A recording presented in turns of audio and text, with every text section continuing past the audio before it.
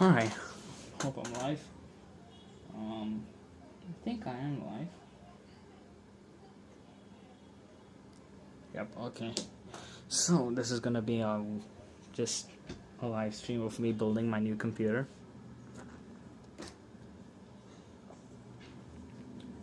And I decided to do it live. So, this is my first computer, and basically my first time ever building a computer.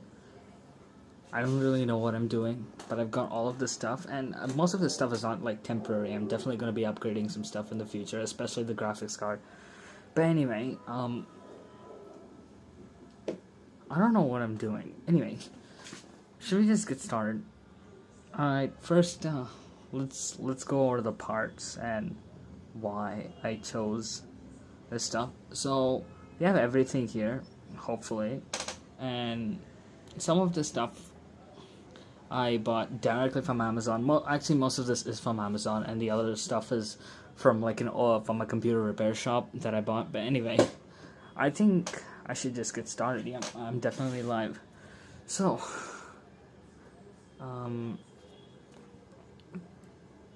let's start with Okay, so what do you start with? Alright, let's just go over what I chose. So my previous CPU was an Intel Core 2 Duo E7500. It was 2 cores, 2 threads, around 2.93 gigahertz from 2008. My new CPU is this thing. This is an AMD Ryzen 5 5600X. 6 cores, 12 threads, goes up to 4.7 gigahertz or something. And I bought that for around 16,000, which is what, $200 US now. I don't know. I bought it for around 16,000. This is Indian rupees, by the way. So it's got 6 cores, 12 threads, 35 megabytes of cache, 3.7 gigahertz, up to 4.6 AM4 socket 500, blah blah blah. So base clock 3.7 gigahertz. Max boost clock up to 4.6 gigahertz, max operating temperature around 95 degrees, memory support DDR4 3200 megahertz, and separate graphics card required. Okay, included heatsink fan. Right, so yeah, there's that at CPU. I paid 16,415 US dollar. I mean, not US dollars, Indian rupees. So yeah, there's that. Next, the motherboard. I got an Asus Prime B450M A2, and this motherboard cost me 8,800, basically 8,875, and it supports AMD Ryzen 5th Gen Ryzen. It's a micro ATX board. It supports DDR4 memory. It has an M.2 slot for an NVMe SSD, and it's got onboard video for a CPU that doesn't have integrated graphics. It's also one of Asus's cheapest boards that have BIOS flashback, and it's got RSync and some other crap. So yeah, Ryzen 500. It's got USB 3.2 Gen 2 with 10 gigabits per second. It's got a lot of stuff, and I chose this board because it was the only board that was available. Oh yeah, I forgot to say, why did I choose this CPU? This CPU, let's sit down. I chose this CPU because it is the best bang for the buck CPU. It's the second best bang for the buck CPU that is under 20,000 rupees. The best one is the Core i5 12400F, but I couldn't find a proper motherboard for that, or it wasn't available with exorbitant shipping dates. But anyway, that's why I chose this. So this motherboard has a couple of features that I noticed.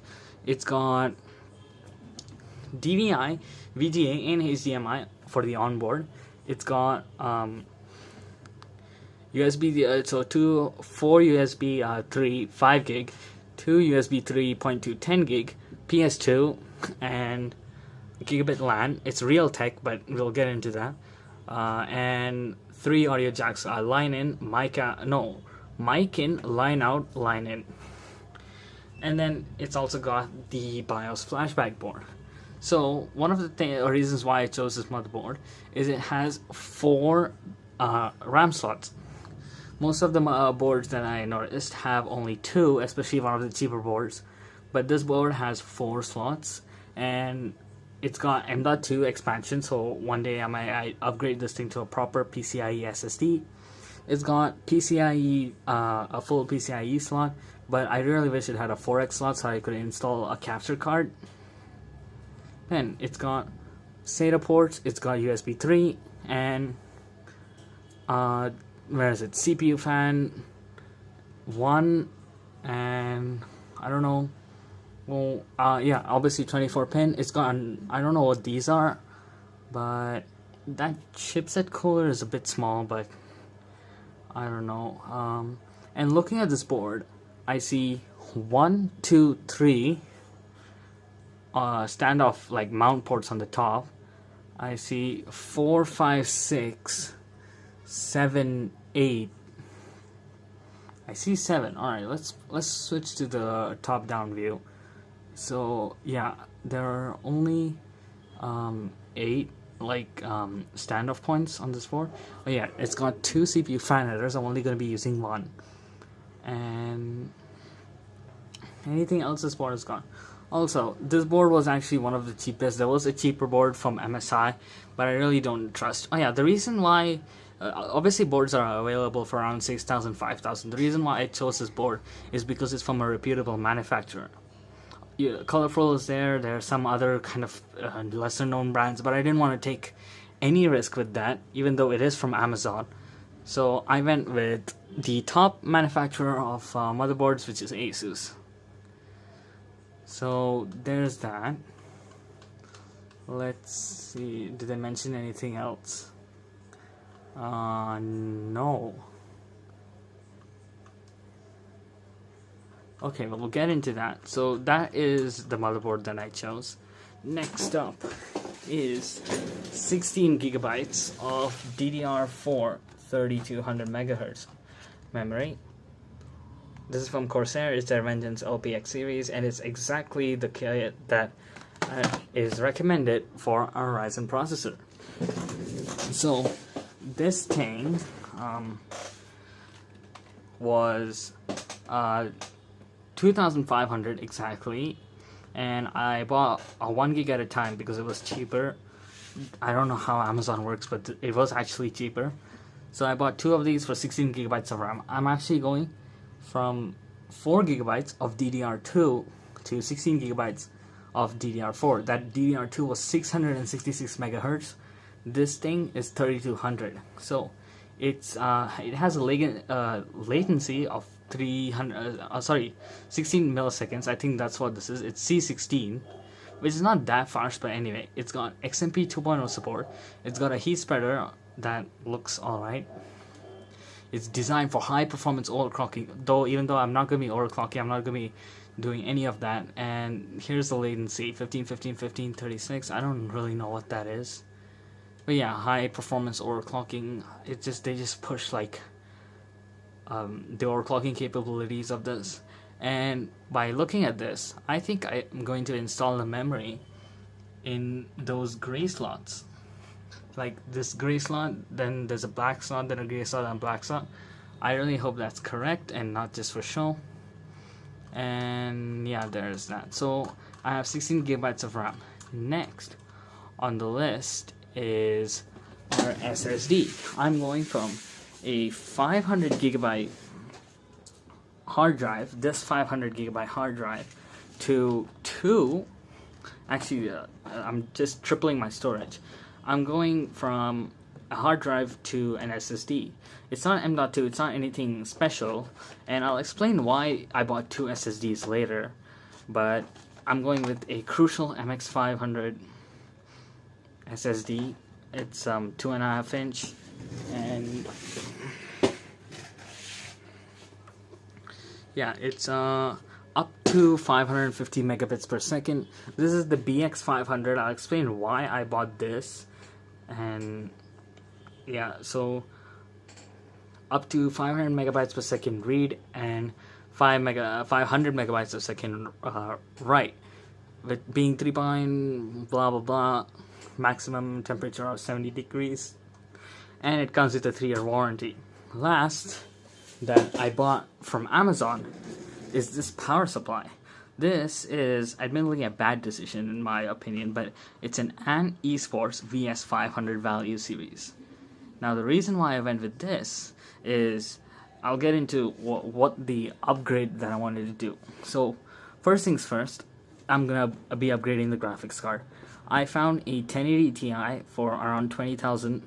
That's pretty local. It's used, but hopefully I can clean it and then reuse it, because a 1050 Ti is not going to cut it. Even though this is not a gaming rig, it is more, I don't really play PC games. I mean, I have a console that I use for most of my games, and I'm going to be upgrading this to a 1080 Ti sometime next year. So when I need a 1080 Ti, I'm going to buy a Corsair new 850 watt power supply. And also with that, I'm going with an M.2 SSD and putting this SSD into my PlayStation 4, which is still running on its mechanical hard disk. So the reason why I bought the MX, which is not here, which I'll tell, this is, I assumed that Crucial, it's a pretty well-known brand. I mean, I should have guessed this because it's actually pretty cheap. It's $2,778.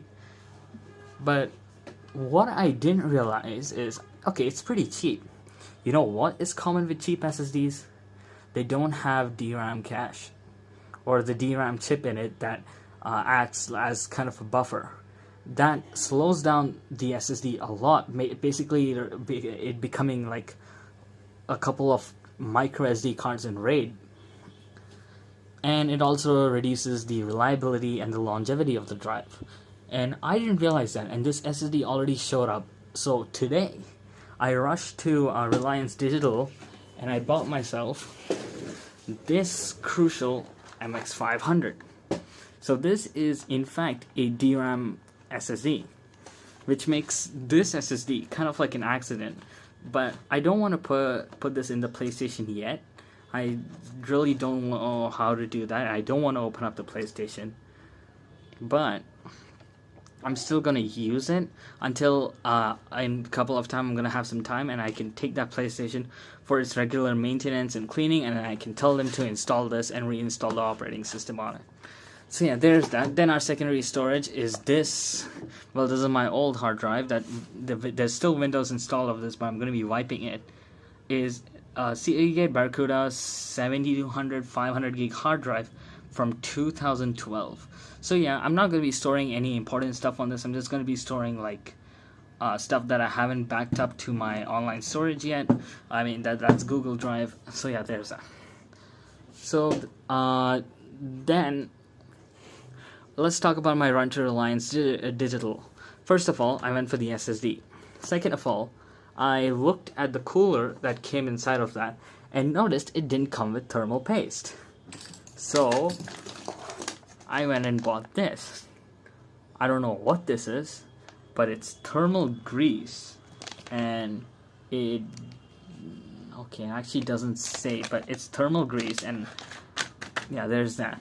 So then this GTX 1050 Ti graphics card I bought on OLX from some dude, and I bought it for $6,500, which is the only graphics card I could afford. Obviously, I will be upgrading this to a 1080 Ti, so in a few months, if anybody wants to buy this card, you can hit me up. Last, and definitely least, that case, which is actually my old case. I just went and got some new hardware for it, and yeah, there's that.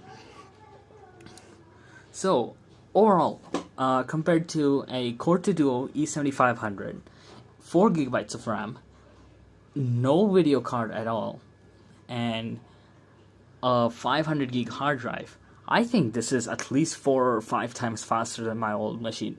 It's going to be 4.5 times better, like based on the dumb calculations that I did, especially that CPU and especially the graphics card. Going from an Intel G45 Express integrated graphics to a GTX 1050 Ti. I mean, it's not a great card by today's standard. It wasn't even a good card when it launched. So yeah, there's that. Also, I should point out, I have never built a computer in my life. I have never like tinkered around with stuff. I've never like done any form of upgrades. I've always been a laptop user, and I obviously play games on the console right there. So this is gonna be interesting. So I think we should start. And yeah, so we're gonna need some tools. We have a couple of screwdrivers, Swiss Army knife, and I didn't mention the hardware for the case. So we've got front USB and front audio jacks. We've got SATA cables, because I assumed that the motherboard wouldn't come with SATA cables. And we've got power and reset switches, and then we've got front lights. And then this is a USB DAC, digital audio converter. So yeah, we should, I think we should start. So yeah, let's start, I think. So we're gonna start with the motherboard. Now this thing is Windows 11 ready, which is good. B450, that was a bit concerning, but I'll get into that. Ryzen HDMI, Intel Ryzen 3000 desktop ready, and of course 5000 series. This motherboard hopefully has support for 5000 series AMD, because it's B450, not B550, and it's got a 3-year warranty, and it apparently won IGN fans' favorite of best gaming motherboard manufacturer in 2017. So yeah, on the side we've got the same Prime B450 M2. On the top we have that. We have Aura Sync, which I'm not going to be using because I don't have RGB and I don't really like RGB. So here it says Aura, build up your bed, EPU, which is system level entry efficiency, and it's got true USB 3.2 Gen 2, which again I'm not going to be using.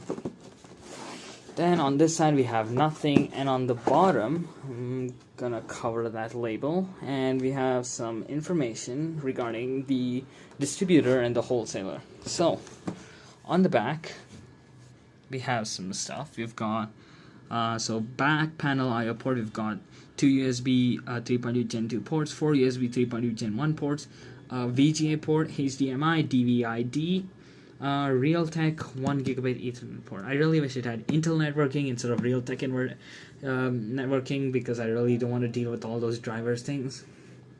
It's got 3 audio jacks, as I mentioned, a line in, line out, mic in, and then it's got a PS2 keyboard port, because why not? CPU, AMD socket AM4 for 3rd, 2nd, and 1st gen Ryzen, and then blah blah blah blah blah. And then USB. So rear, it's got 6 USB ports. 2 of them are Gen 2, 4 of them are Gen 1. All of them are USB-A 3.0. And in the motherboard header, so it can support 2 USB 3.2 Gen 1 ports with the USB 3.2 Gen 1 header, and then with the USB 2.0 header, it can support 4 more USB 2.0 ports.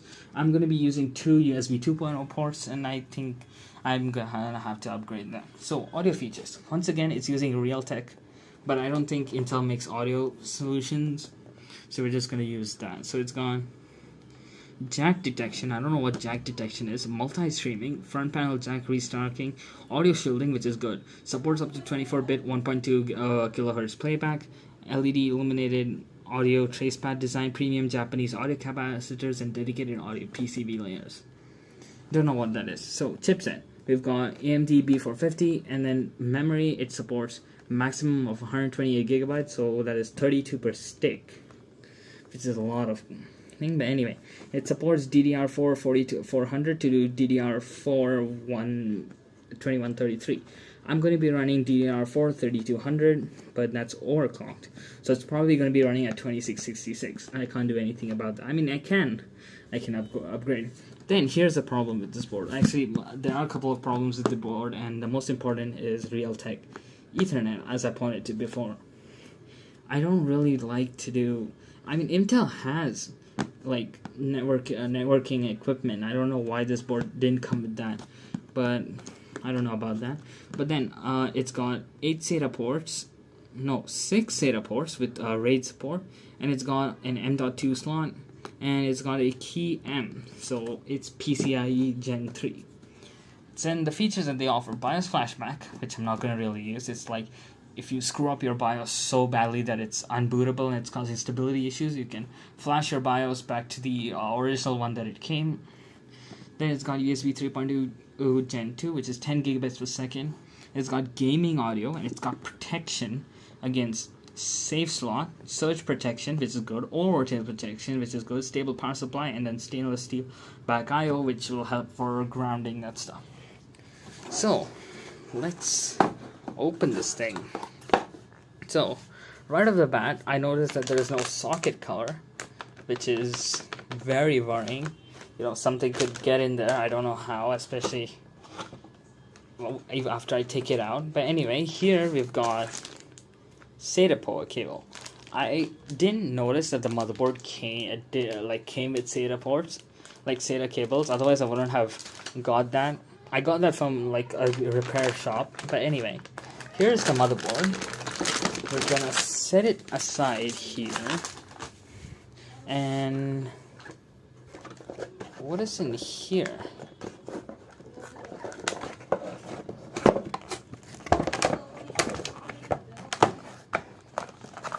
Oh god, this is... I don't want to destroy the box. 1 second.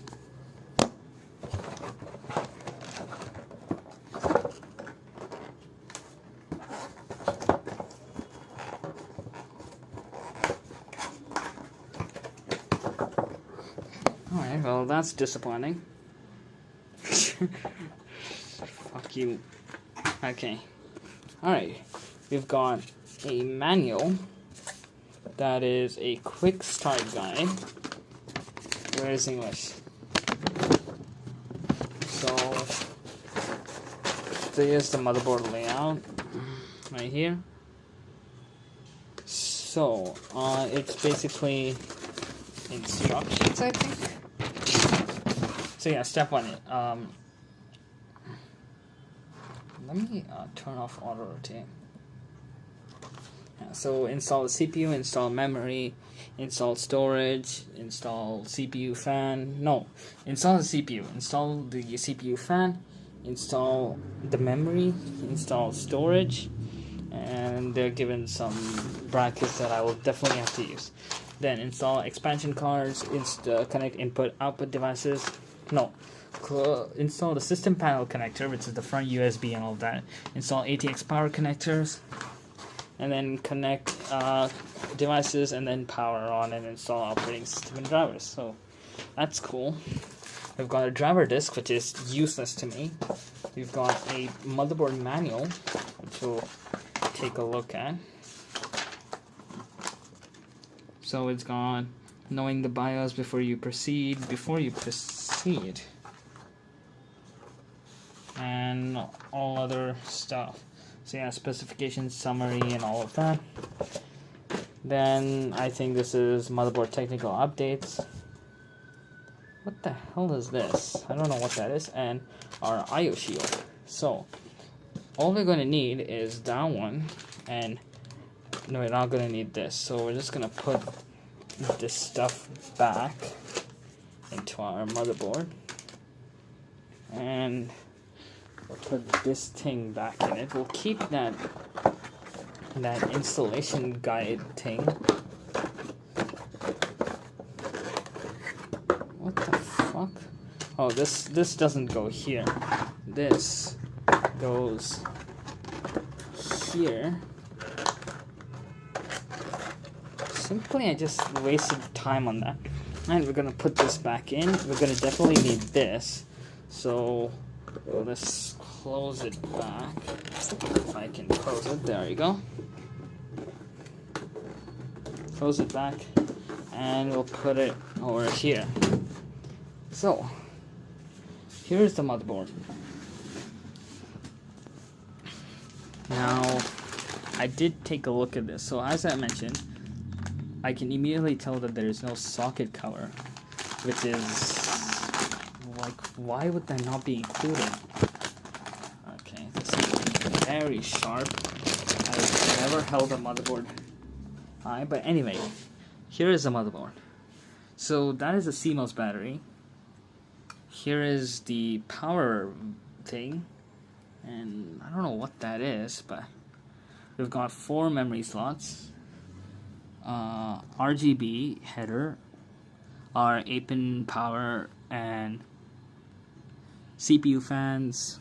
We got 4 memory slots, 24-pin power, and then this is SATA on the side, and then 4 SATA ports, USB 3, front panel, and then included PC speaker, 2 USB 2s, serial I think this is, and then this is our audio, our audio stuff with SPDIF out.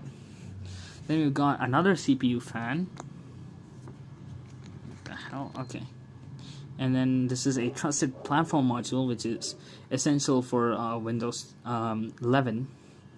And then I/O, we always mention, it's got VGA, not parallel, what is this thing called? DVI-D, HDMI, 6 USB 3, 5 gig, 2 USB 3.1 10 gig, our Realtek LAN, our audio jacks, and our PS2 port. So, what else? Is there anything that I miss? Nothing yet. So, I should probably cover this. I don't want any dust falling on that. And it's time to go and get this thing. It is heavy. Like, it's almost as heavy as the motherboard. So AMD Ryzen 9 56, Ryzen 5. What the hell? Ryzen 5 5600X. So let's open this.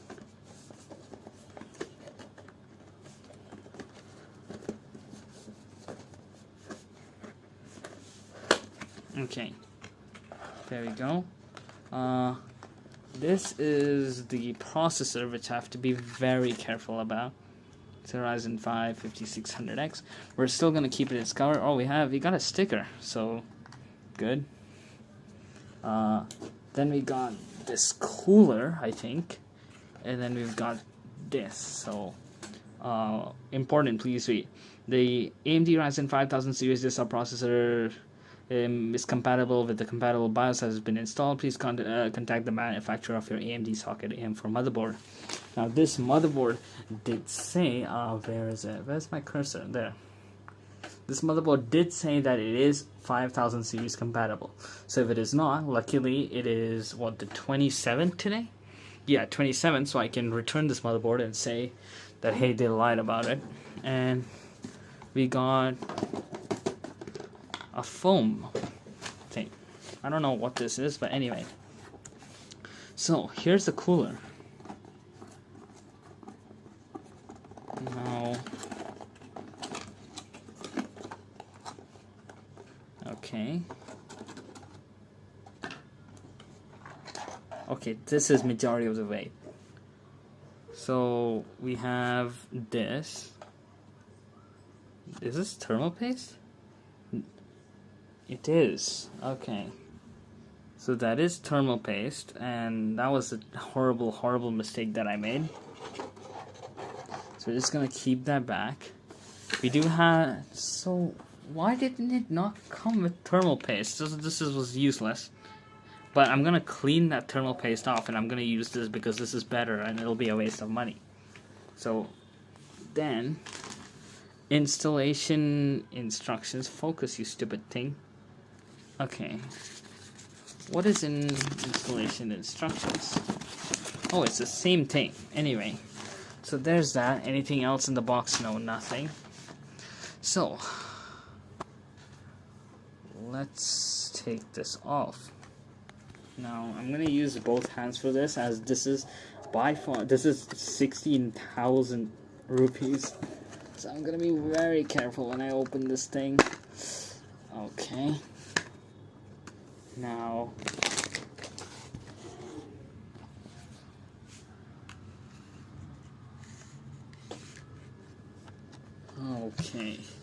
it's not gonna stay open, but we're just gonna grab it. I have to be very careful because there are pins on the bottom side of this. So that's our CPU. I'm gonna hold it very carefully.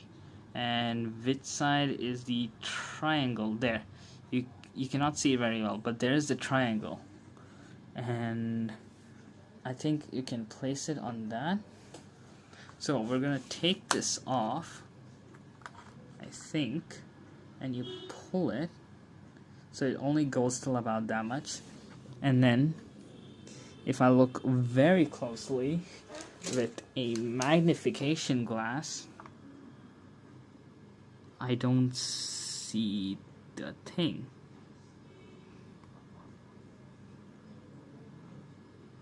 Oh, for fuck's sake, where is the gold triangle?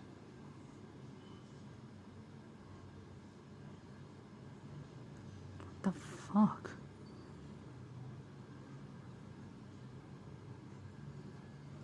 Okay, well, the logo is pointing this way, and it doesn't go in. Wait, is it on the board? What the fuck?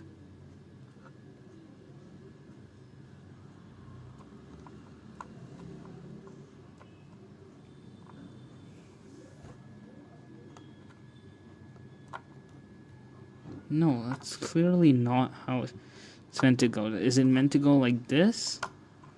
Okay. That is in. Like, that is in. So we're gonna push on that.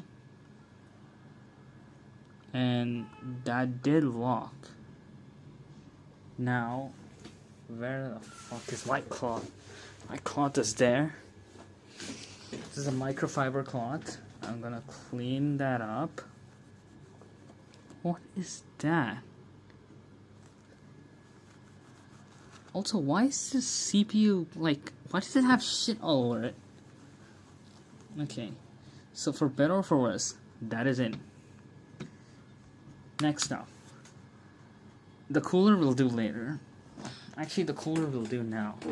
So, what I'm gonna do is, I don't want to use the applied thermal paste that's already on this, because I want to clean it. So,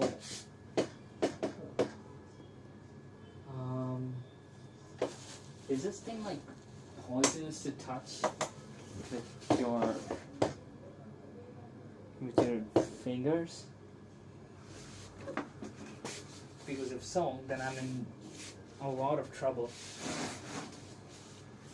Where the fuck is my tissue box?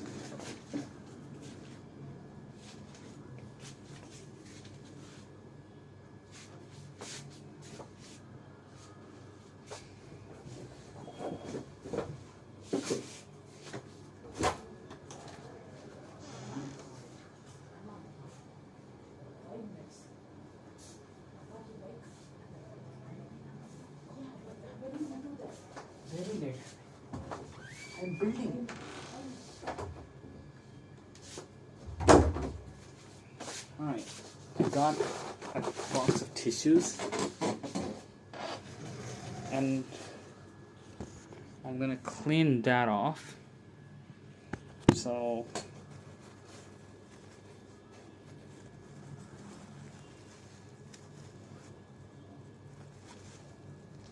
I don't want it to get it within the fins.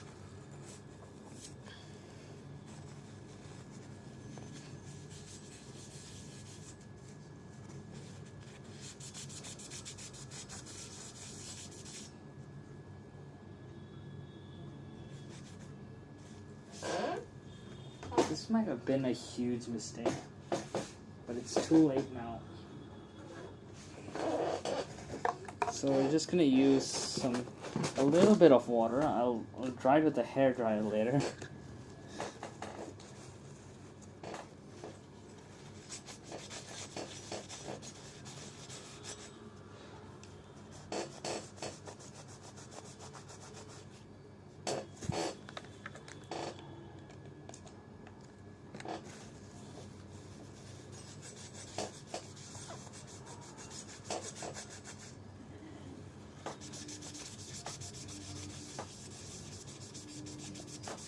This might have been a huge mistake.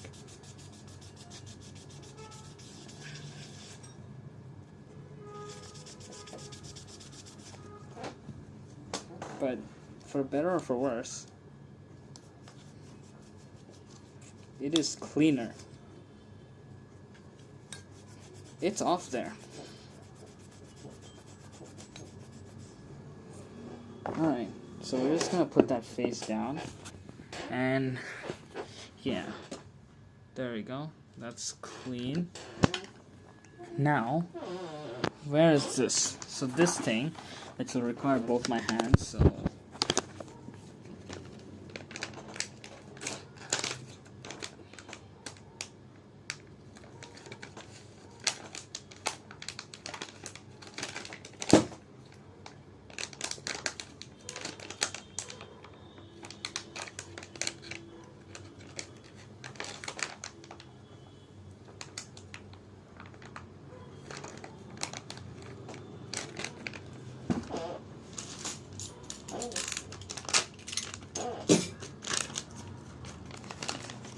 okay, so this thing comes with like thermal paste technology, like application. I'm gonna do it like that, and here is our thermal paste from the guys at Thermal Grizzly, and then here is this. So we're going to take this, clean this correctly, make sure that nothing can go wrong. We're not going to use that tool or whatever, we're just going to do a pea-sized drop. So I'm just going to place that. Alright. So clean it once again. And then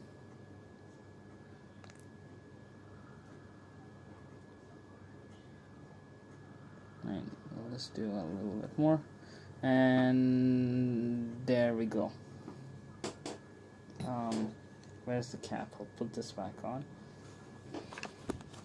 So that should be enough, I hope.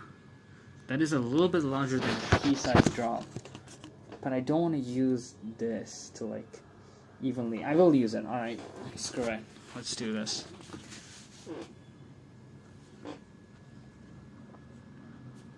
So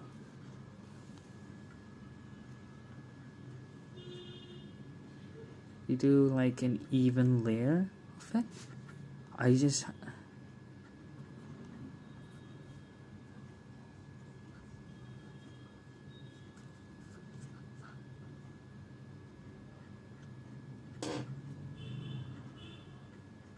like that.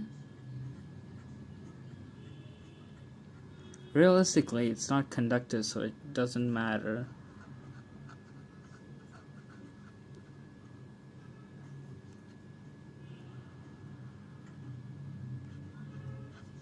Let's just spread it as much as possible.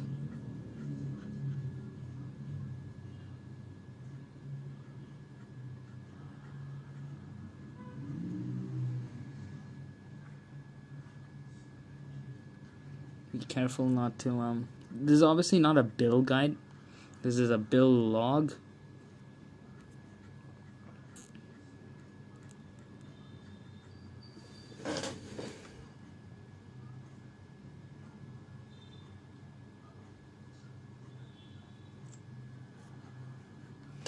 So okay, now we'll do top and bottom.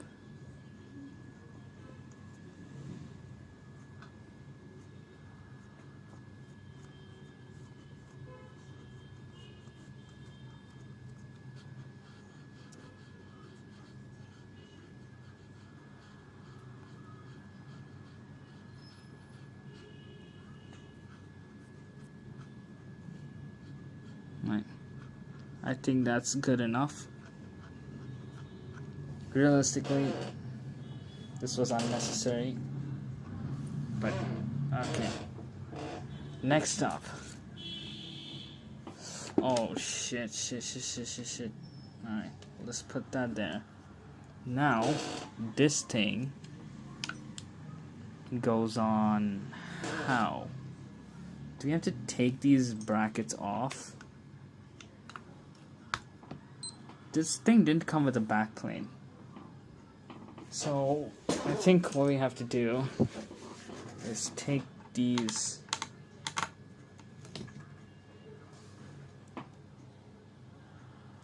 oh, they are tight.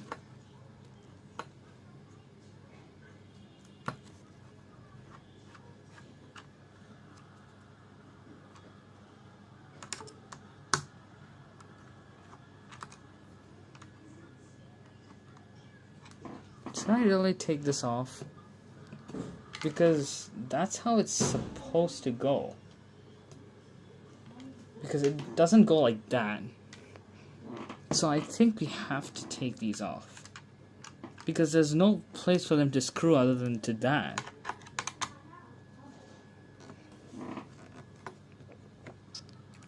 Okay.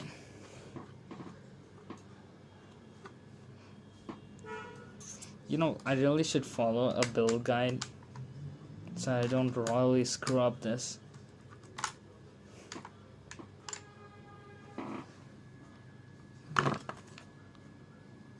That looks like it goes there. Yeah, it's the correct threading. What I'm doing has to be right.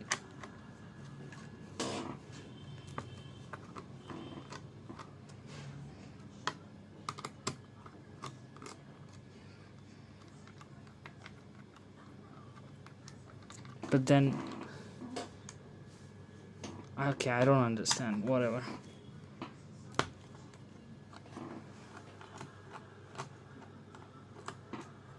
Should we look at the instructions? See, so it lines perfectly. What's the use of this? Is it supposed to go through it? Let's see.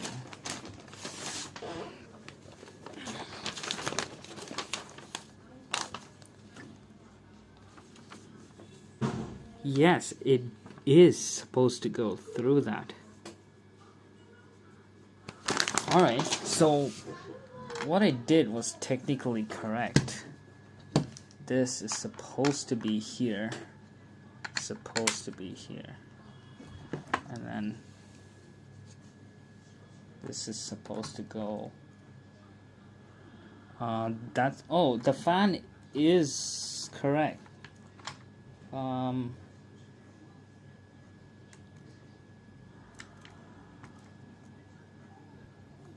Interesting. What am I doing wrong? Hold on, hold on.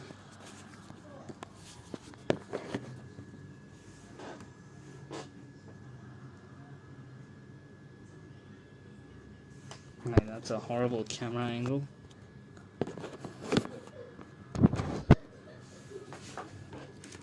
But you have to bear with me, because this is very important. What do you mean? Like, how am I doing this wrong? Wait, no. The cooler mentions... Okay. Where... I don't understand.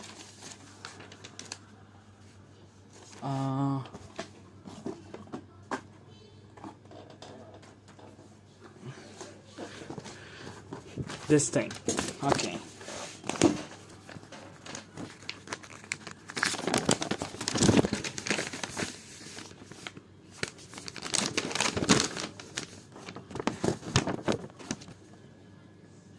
You do screw it on with this.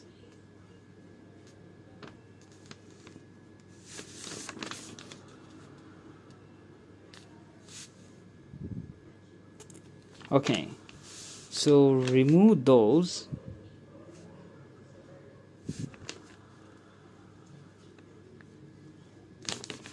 There was no back plane. Oh, there is a back plane. Oh, the back plane was already installed. Oh my god. Alright. So, let me prop this up on my box. This is already going off to a great start.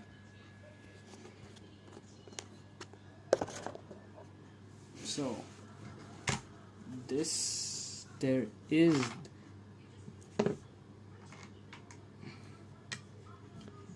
this that does line up with the board. So position that. Then we have these things that are right here and right here.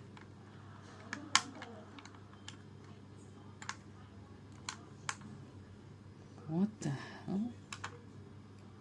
Are they supposed to go like this? Okay, that one goes.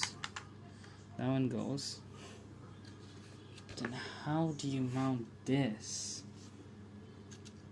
Like, looking at it, there is no logical reason other than, like, this thing, like, no, this one assumes that on the side of this heatsink there's like a retention bracket. Am I stupid? Is there a retention bracket here?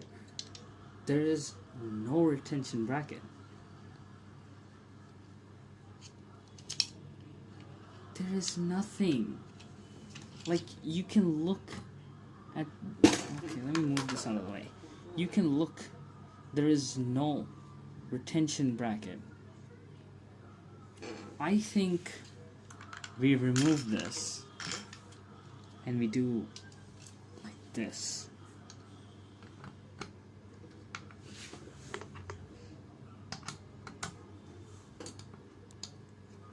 That does go through. Okay, let's do individual ones. It does make... Oh, for fuck's sake. Why did I pick this up? Alright.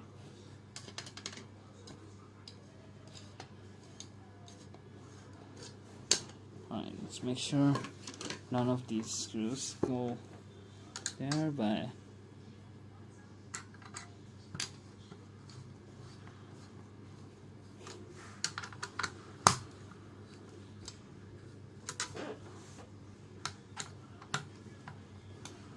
I don't know how tight these are supposed to be.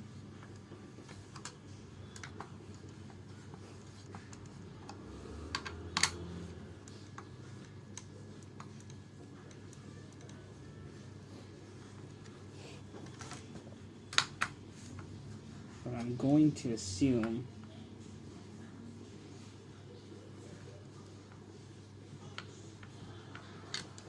because now it requires a lot of force to turn it. So it just went to a lot higher force. So I think I'm just gonna leave it at that. So this goes into CPU fan.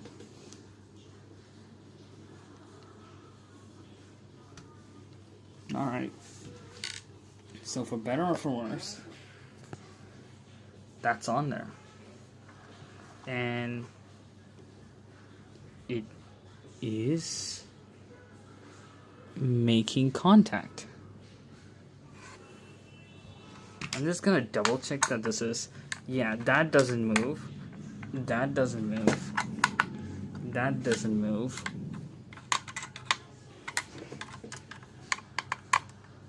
Okay, that one moved a little bit, but then... So I'm going to assume that it's tight. Alright. Next up, memory. So this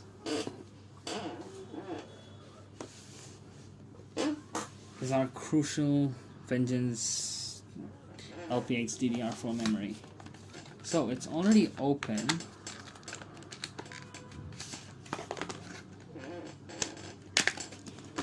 Oh god. Okay, that was pulled a bit of a Linus there. Now why is this one undone?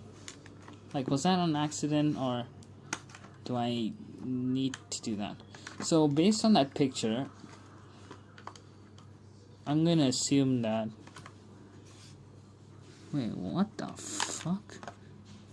Okay, so this one doesn't open because there is no thing right there. So we'll slot from there. No, it's not lined up.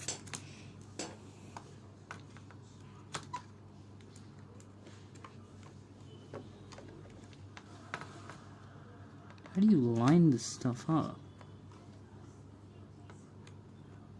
Oh, there we go.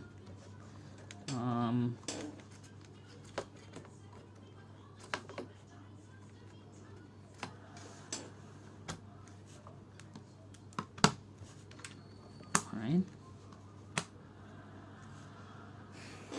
That one's in. Like, I can see that it's in.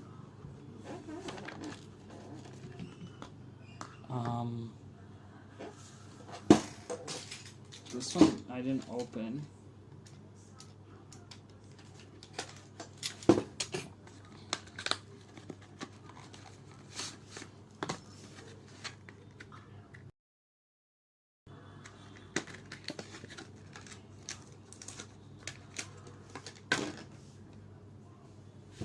Alright, here's the second one.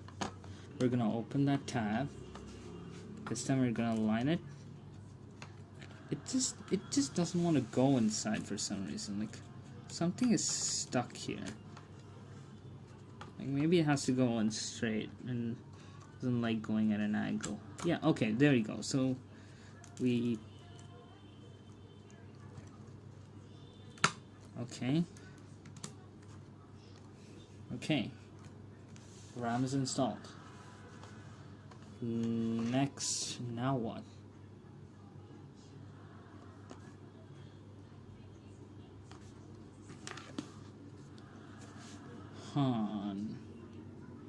I don't know what to. Okay, is there anything else that we need to put? IO shield. So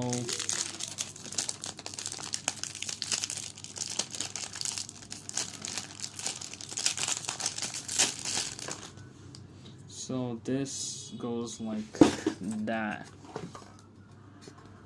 What does it mount to? Oh, it doesn't mount to anything. Okay, no, wait. There are these bulges on the outside. This is supposed to go in the case.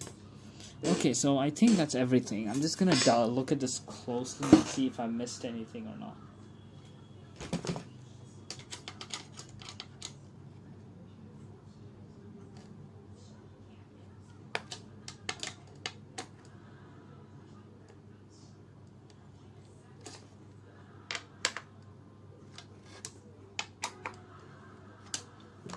Okay.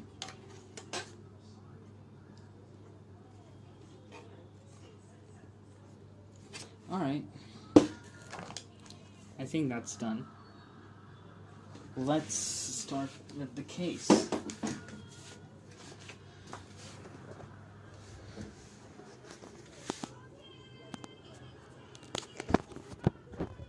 Okay, so fuck. Okay.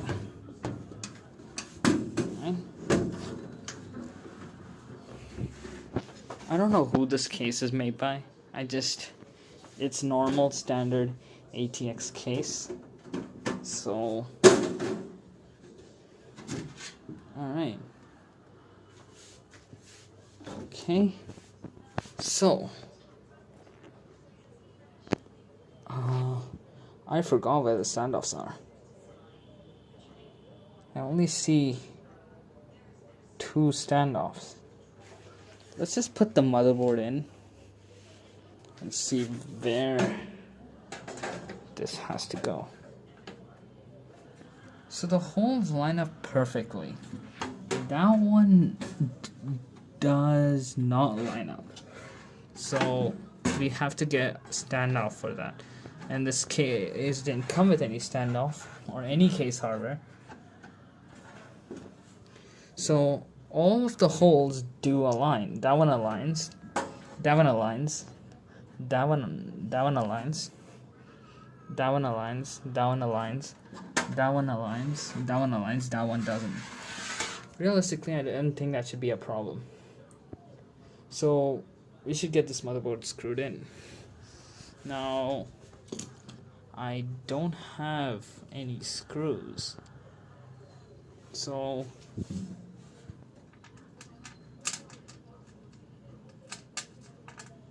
I think these screws will probably work. So let's prop my phone on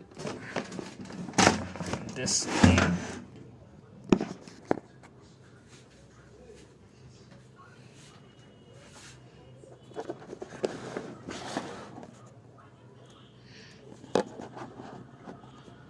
Alright. Now, I'm getting a bag of screws tomorrow. I'll get it after I'm coming home back from work.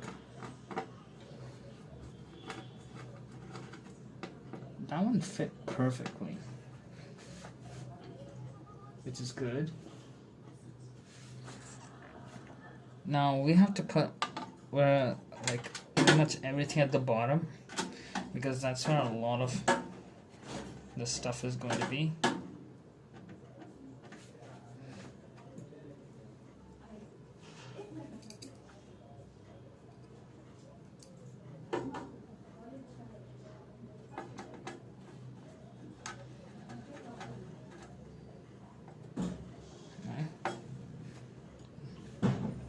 So I've installed 1, 2, 3 of the screws. Install one more down here. And then another one here. Right here will do. I think I have all the screws. I only need 2 more. Alright, I have 2 more of the same screws. These are just random screws, and I don't want to, like use the one with the wrong threading or the wrong size. Okay, so pretty much everything is here except for that one and this one.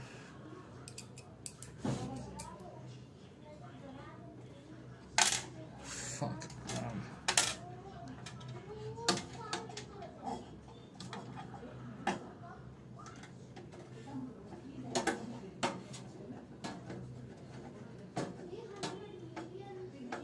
Okay, and that's all of them. All of them are installed. We have 1, 2, 3, 4, 5, 6, 7 screws. I think this is a bad camera angle, so next up, I think we'll do this power supply. So, we'll put it here. Oh no. Oh, you've got to be kidding me. Please tell me you can...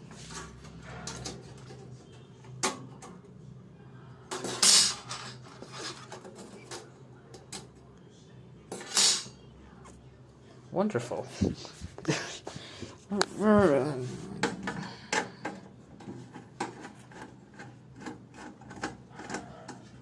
Luckily I didn't tighten it so much.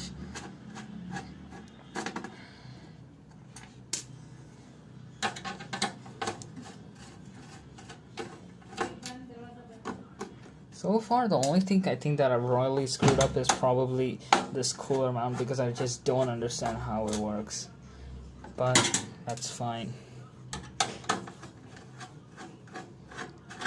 Honestly, that's a bit stupid. I mean, I know a lot more expensive motherboards do come with built-in IO shields, but not this one, I guess.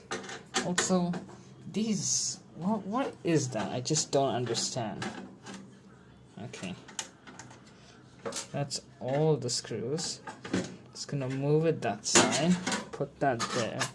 So, we make sure we align this properly, and that is aligned. So we put it from inside.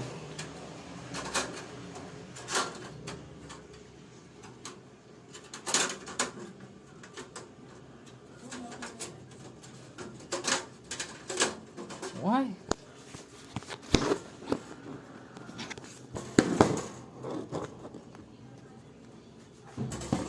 What am I doing wrong here?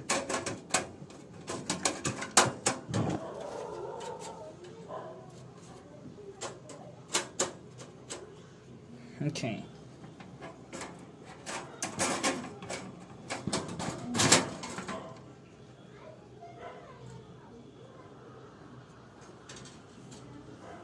It's supposed to go on the other way.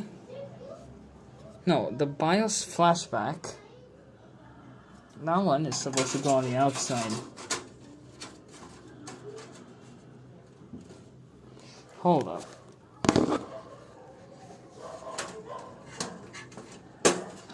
Oh, you gotta clip it in place. Okay. Now it's in. Now we can move the motherboard back into there.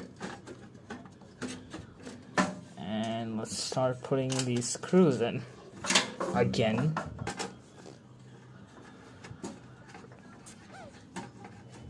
Amazing when I do the same things again. So now this will go here. I always do like crisscross, so the board will somewhat align with all of the holes, at least easier.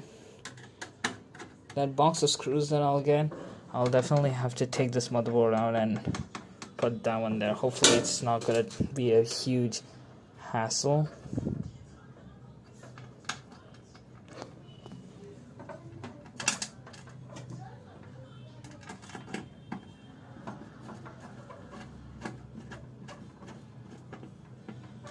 Okay.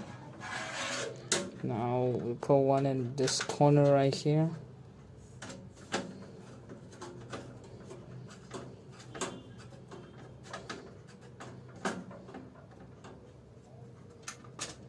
And then one here.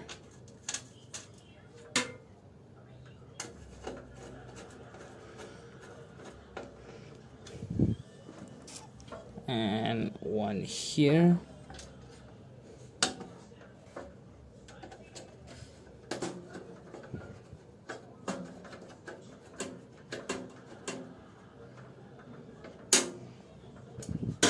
And finally, one here. Fuck. Shaking, bro. I really hope I didn't screw up that cooler mount. Okay. Let's just sanity check. Tighten all of them a little bit.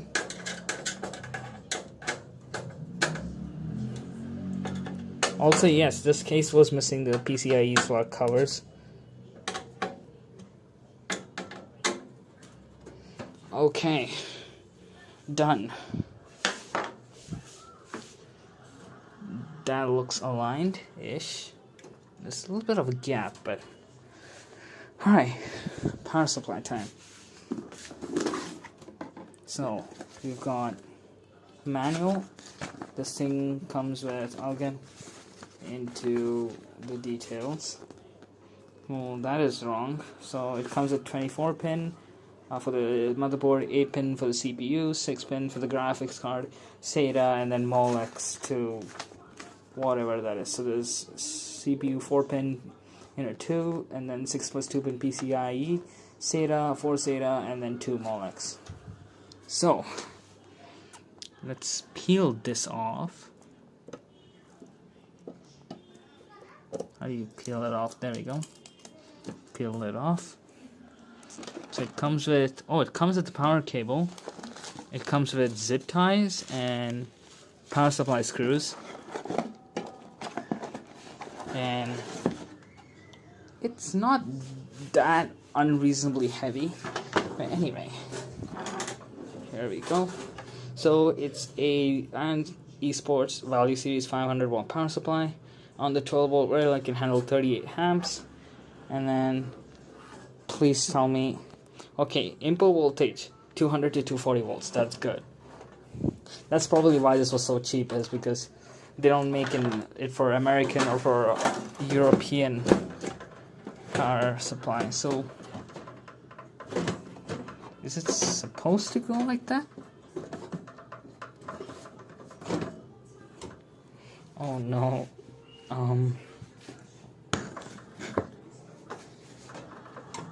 Oh no, it's supposed to go on a rail. There we go. Now did the holes line up? I can't tell where the holes are.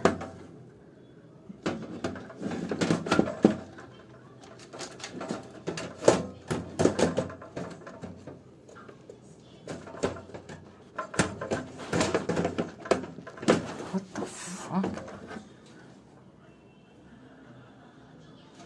No, it's supposed to go like this. Now the holes line up. Okay. I'm just gonna hold this. Let's grab our big pack of power supply hardware. It comes with zip ties for cable management, which is good. It also comes with silica gel. And okay, that's all. They gave 6 zip ties. And then 4 power supply screws.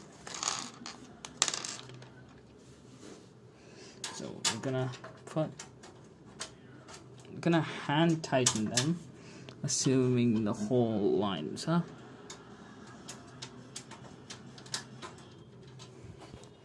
Okay, we'll go for that one because that one the hole definitely lines up. What the fuck? Alright, well, this is some stunning footage I'm getting. What the hell? How's it this much of a pain in the ass to install?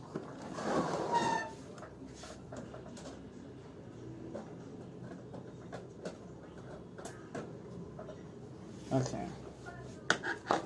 I'm just gonna do all of these. Oh, you've gotta be fucking kidding me.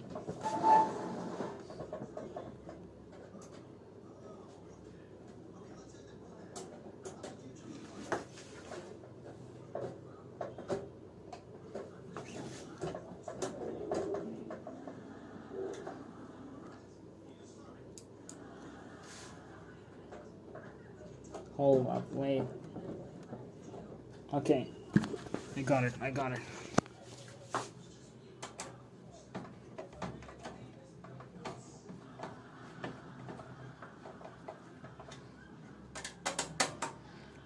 I put the power supply. Yeah, I should have seen that one coming. The fan was supposed to point down.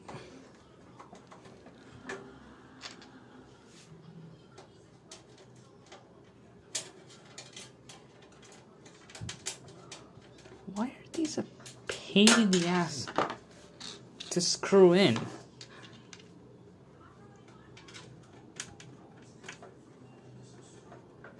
Okay, there we go.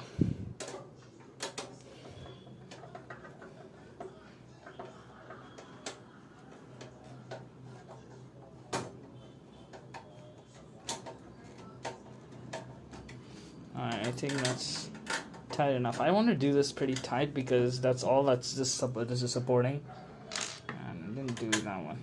Also, I just realized that this is not safe. So I'm just gonna remove it right here.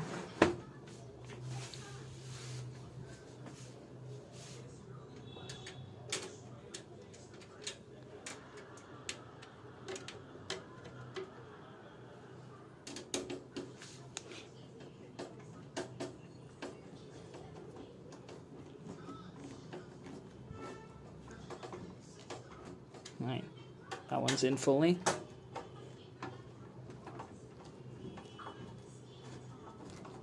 Right, that one's in fully.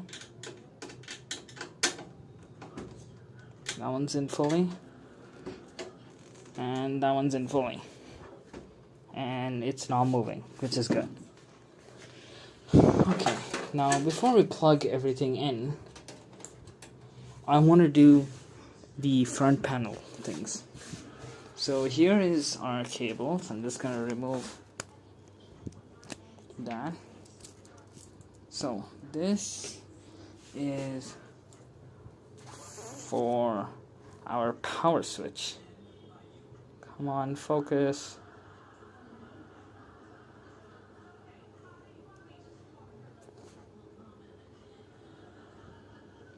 Alright, it says power switch because my dumb camera doesn't focus. Okay, there we go. It says now.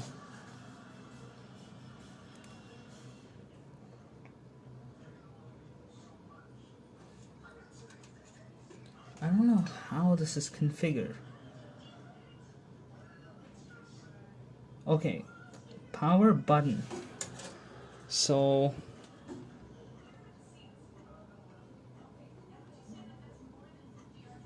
realistically, it doesn't matter because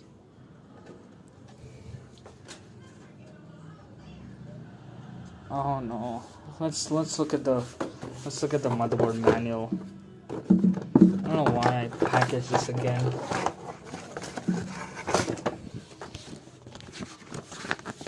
Please tell me, since you have mentioned here, motherboard A Oreo.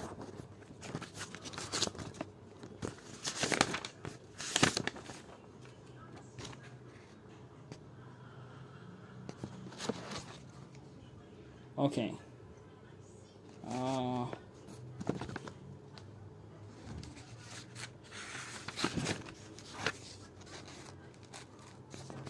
Alright. So,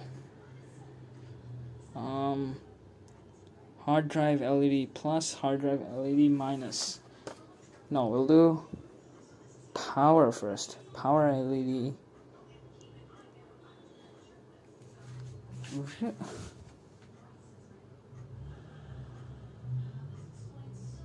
Okay, so the bottom one is reset and the top ones are power, right? So yeah, looking at it like that, so that's reset. Okay, I mean this we can easily test because if the system doesn't turn on, doesn't do anything, we can assume that. Also, what did I plug it into? What the hell? Also, there's not enough light in this case, so I'm gonna turn this on.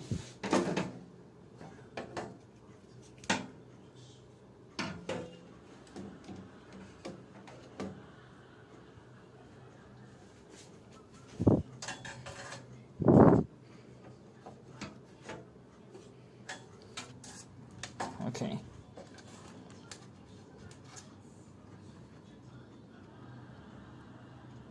I don't understand. Why is it different? Okay, we'll follow the front panel. So, this is reset. Power and ground, like that. This is reset at ground. So, this is our reset switch.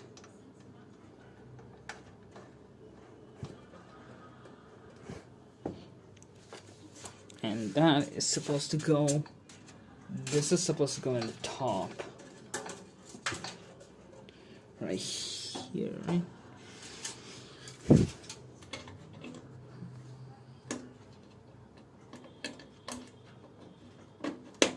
Okay. And then this is the reset button.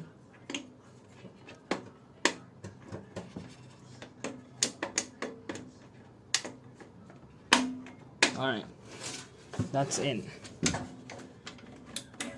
Okay, clicks on. Good. Next is this. That goes under there. I'm shining the lights at it, so that'll not help, but it goes there. So, I'll turn that off. Unwrap this 1 second.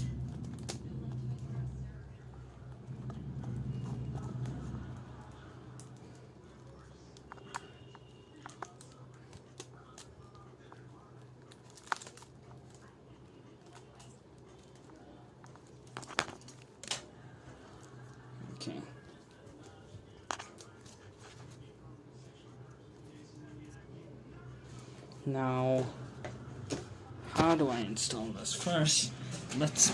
Oh wow, it is really heavy. What the hell? Okay. So, from there, we're gonna install it into there. Now, how do I do this? Oh, I can just take the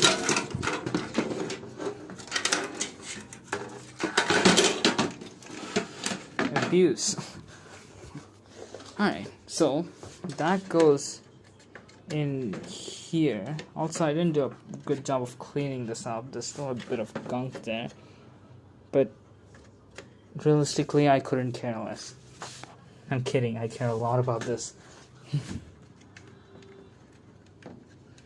So these screws hold this here.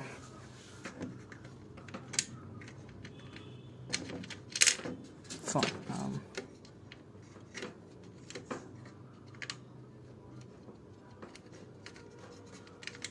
What the hell? The first one went super easily.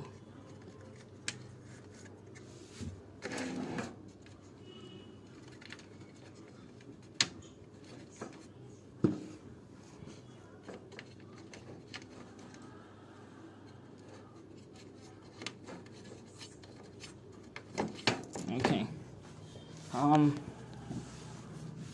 with that. And tighten it down. Down.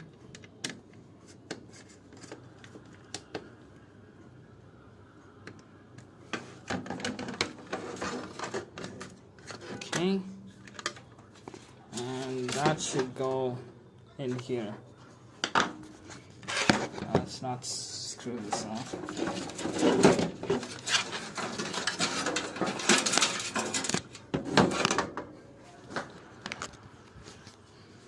Now this goes on top here.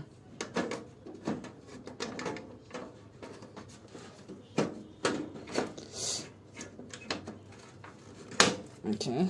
All right.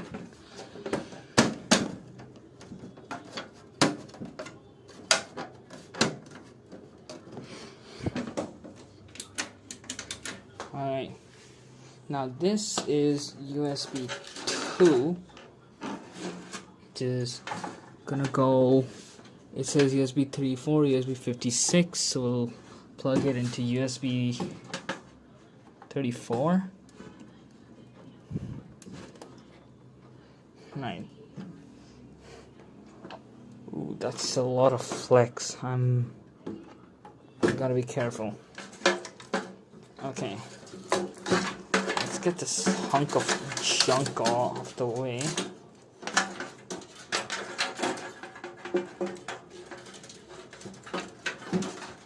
Alright. We have that plugged in. Next up, hard drive and power detecting things. So, let's go back to the manual right here. So, this is a hard drive LED plus, hard drive LED minus on the top. So those two and then that one.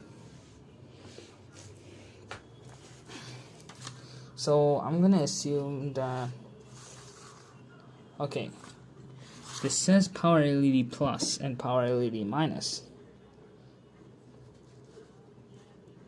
So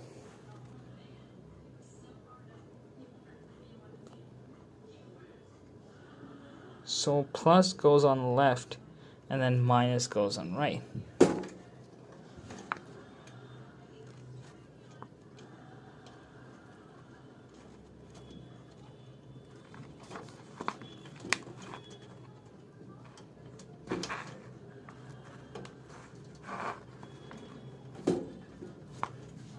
Okay, and then this is the hard drive LED, which goes like that. No, it goes here.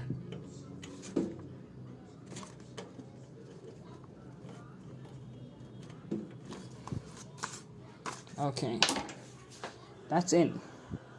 Now, our next step, this graphics card. This is a GTX 1050 Ti, and let's place it there.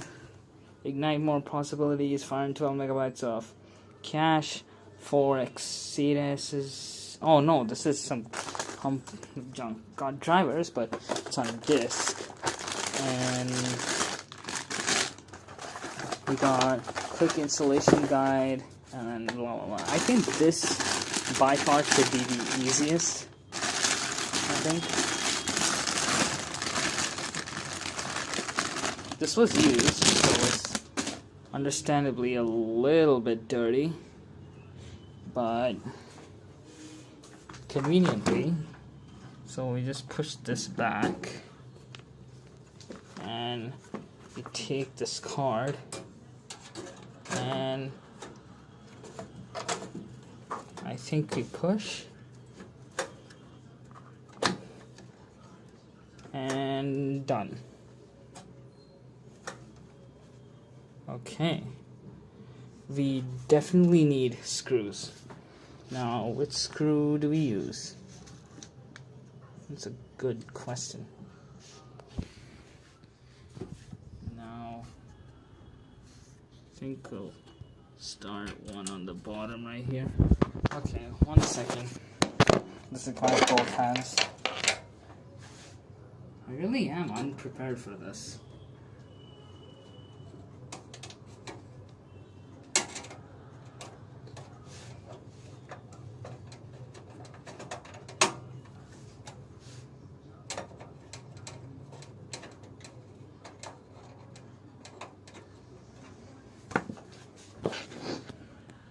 Okay, that's one screw installed, and another one.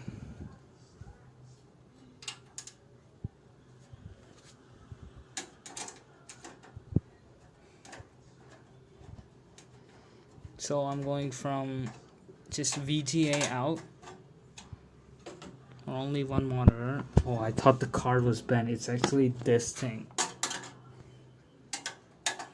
So I was going from VGA out to 2 DVIs, 1 DisplayPort, 1 HDMI, and then we can't use this, but another DVI, another VGA, another HDMI.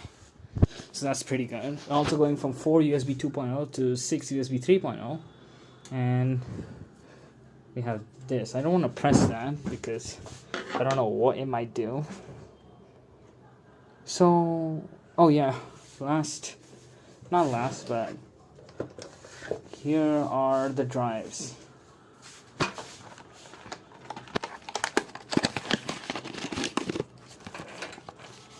Now, I'm kind of worried about... Okay, we'll talk about the... I don't know what this is, but this is... It's so light. What the hell? Compared to this Tongster, it's so... This weighs nothing. Like, is there an SSD inside of this? It weighs nothing. What the fuck? Anyway, how am I gonna? All right, first we'll get our SATA cables. I'm gonna start with this black one, and we're gonna plug it in. We'll do cable management later. First, I just want to see if everything shows up in the BIOS. And how does this go through? This goes here, and then we have... Oh wait, we should install the drives in the bench first. So let's set that aside. I think we should do some good cable management.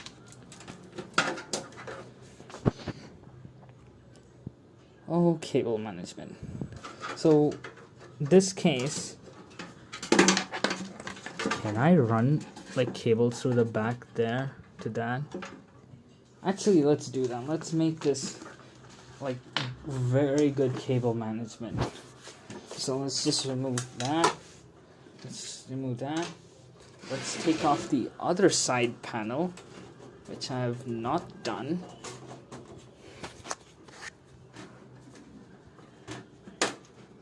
Oh no.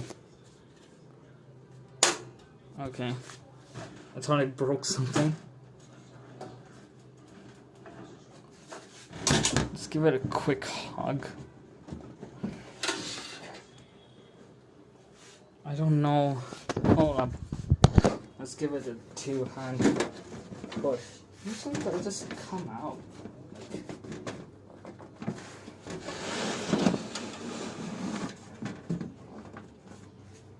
Let's just take a flathead screwdriver.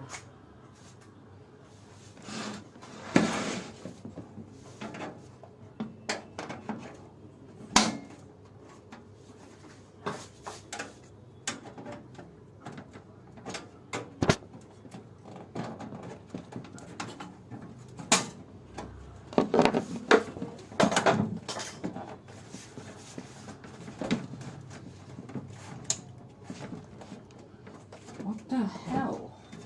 Hold on.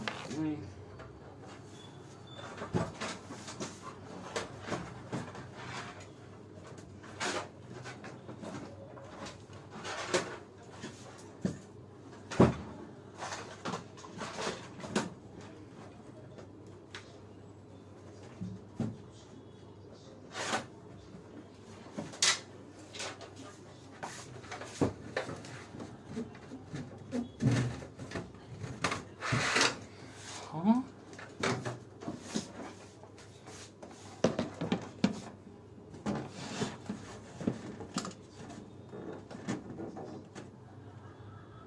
Wait, I think I see the problem.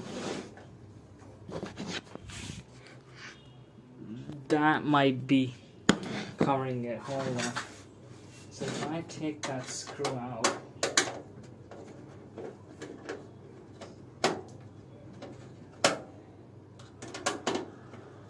you have to do some cable management. I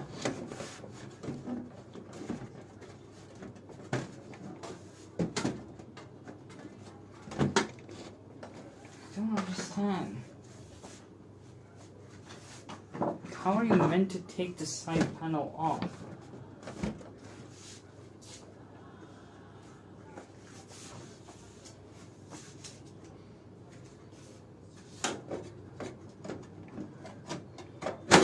There. Wow. Whew, okay.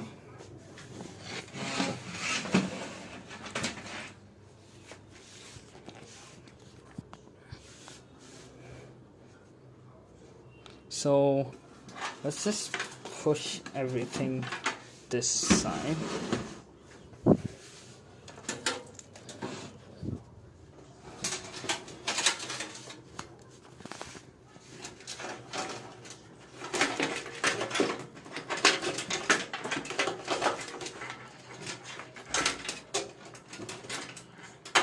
I don't know what mess I've made here, but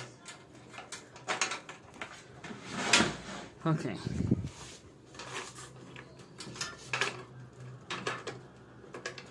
Where is this stuck? I don't want to pull on something. Okay. What the hell? Okay, there we go. I really should have ordered a power supply with all black cables. That was a mistake. It didn't cost that much more, but I figured, you know, it doesn't really contribute to performance.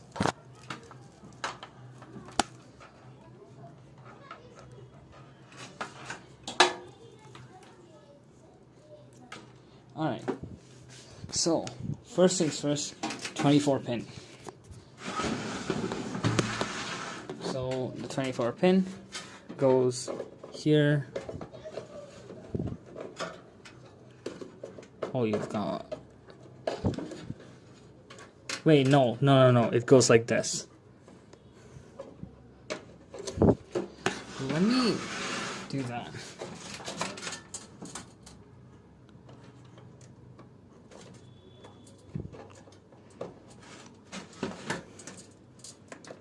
Okay. not fully in.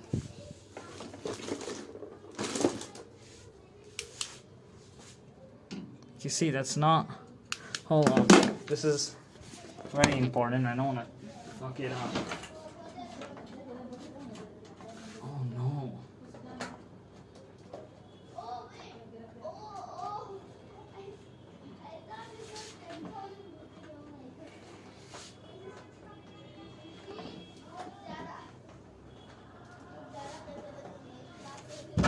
Okay. I put some more strain on it. And that looks like it's much more in, but you still see that crease. But I don't think that should be like. Actually, first you should do the drives, and you should also tidy up this mess. So for that, we'll take off the front panel of this case again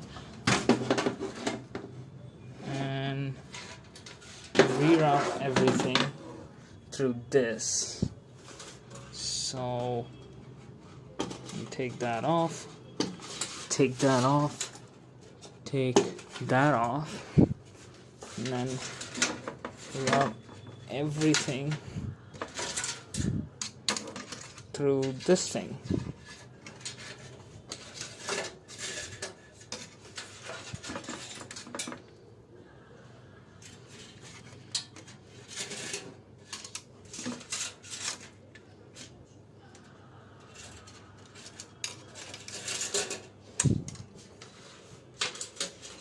Also, I didn't wire up this, but this goes in here like that,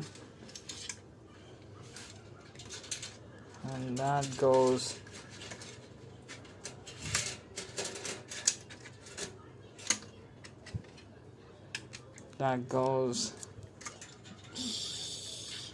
through here. This now I will have to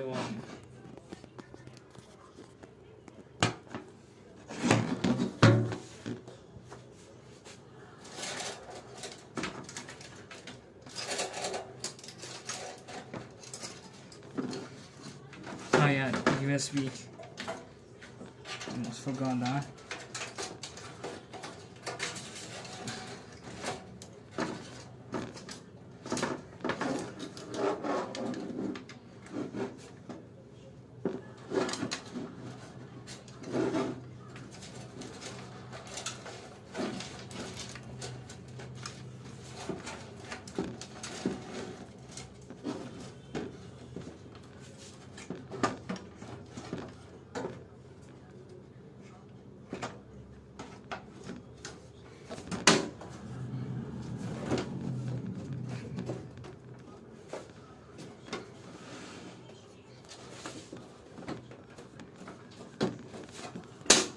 Okay.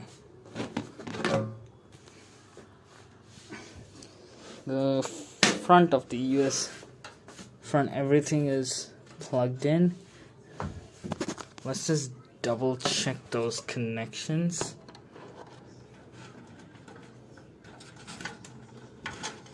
Okay. Now let's move this whole thing to the back. And we have that mess to deal with. Okay. Now, this one I don't know what to do.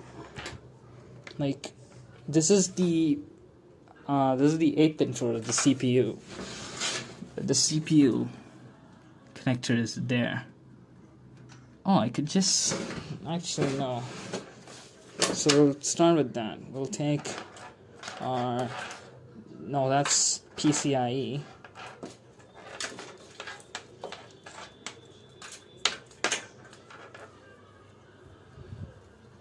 Okay, we'll take that, put that there, and pull. That's PCI. For fuck's sake. Which one is this one? The longest one. Okay. You cannot see it very well, and neither can I, but the notch Looks like it goes there.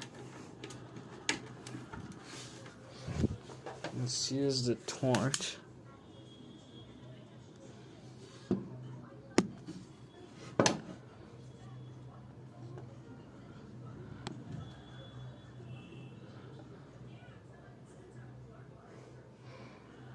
I think that's in. Like, let's just give it a really solid nudge. I think that's in. Now let's route that there. Theoretically, I could route it behind the motherboard. But no. That would be way too much work. Just for cable management on a side panel that's not even transparent. Okay, let's get these drives mounted. So here's what I'm thinking. Where are the drives? Hold on, one second. Let me clear some space.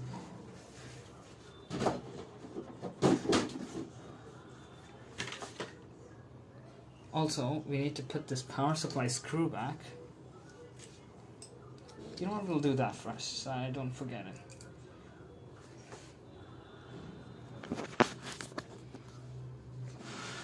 So,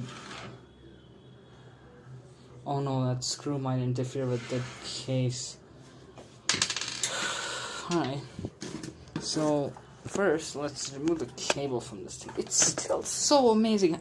Like, this is feather, like it doesn't feel like there's an SSD in here. So we're gonna install them here.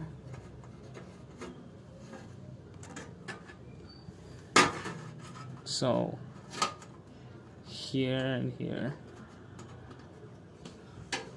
and then the hard drive will go on the top most. Also, this CPU fan,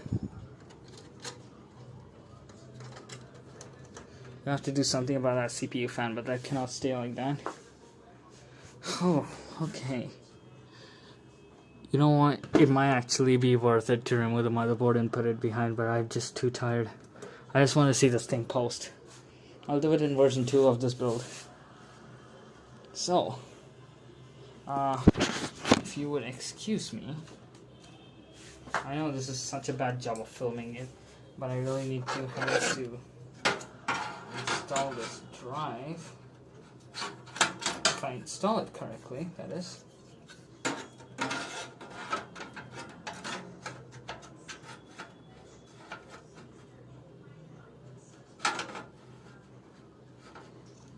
So one of those holes .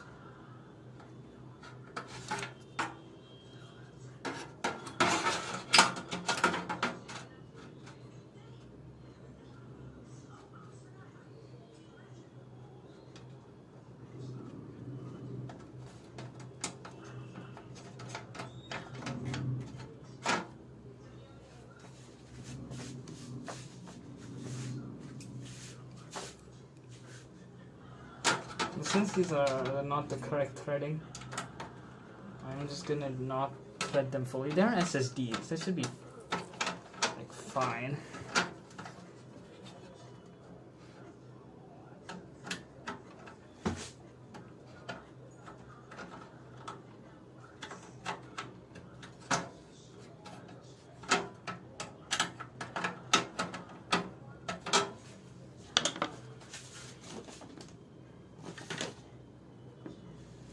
And now for SSD. So that's how they're just gonna be, like that.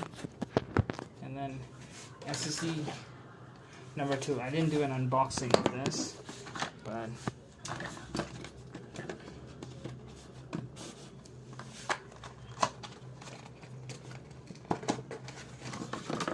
I think the main SSD, the color is good. I'm gonna use the red SATA cable. The other two, I'm gonna use the new black one. So here is our DRAM-less cool SSD. Why did DRAM-less SSDs even... Why do they even exist? What's the point? Also, no, I'm sick and tired of this stupid-ass camera angle. I'm gonna prepare a box.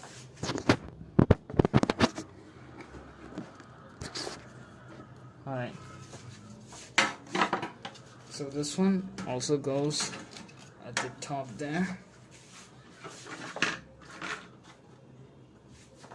Here are its 2 screws.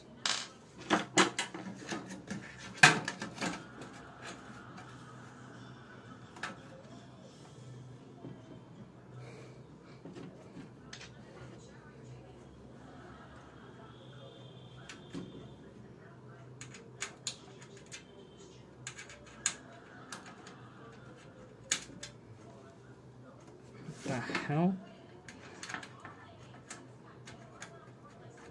Okay, there we go. Fuck.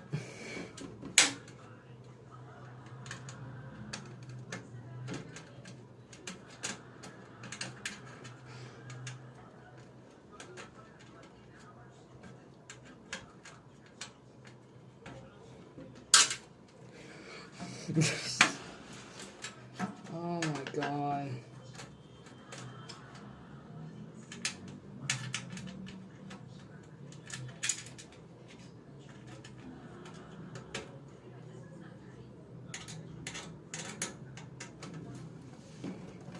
There we go.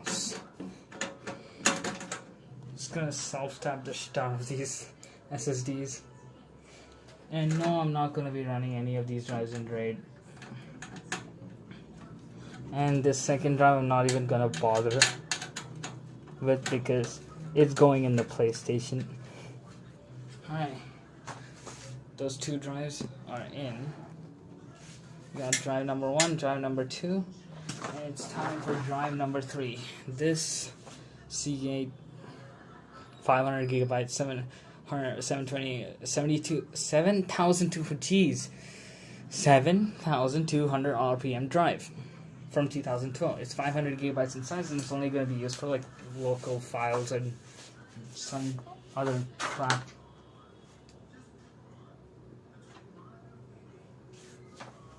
Now this one's going to go in the basement because I don't have screws. So like it's gonna go here. Don't worry, tomorrow I will get screws. And should I have done this build tomorrow? No, because I'm destined to do this build tonight. Theoretically it's almost done. All I have to run is SATA power. Alright. That's fine. Theoretically, that's fine.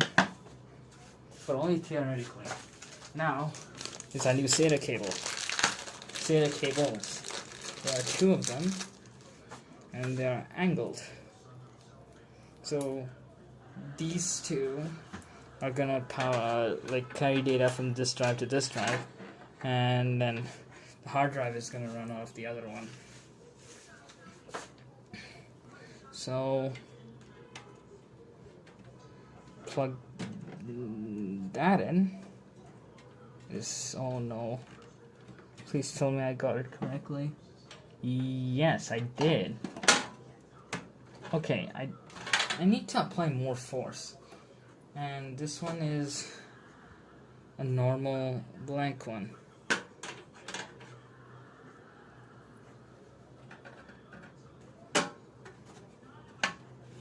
Okay, well, we definitely need to tighten this top one better. We should have done it the other way, like the cables run from the front. Because actually, no, I think I can run these cables behind. We'll deal with those cables later. Now we'll get our red SATA cable. Plug that in here.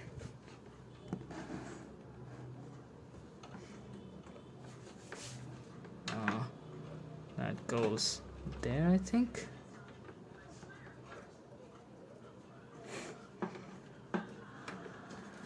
Alright. Okay.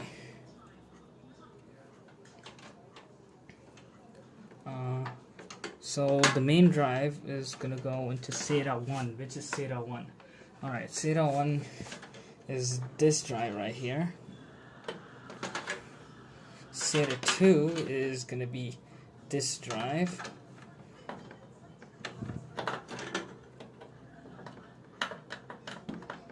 And then SATA 3 is gonna be the hard drive. Alright, now it's time for SATA power.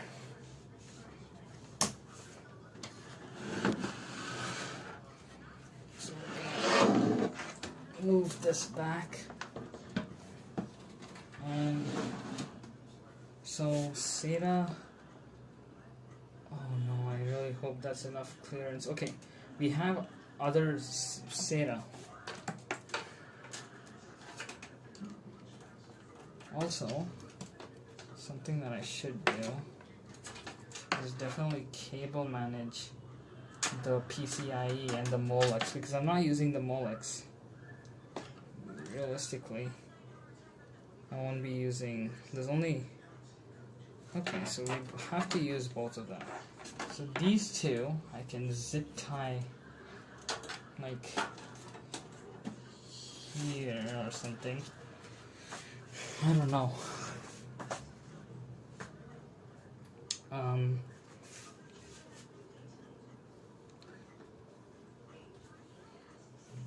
We should have run them from behind, because this top drive has enough clearance for it to kind of go like that. Yeah, I think for cable management purposes, we should take out these drives and mount them the other way. It's okay. We can Control Z if we want.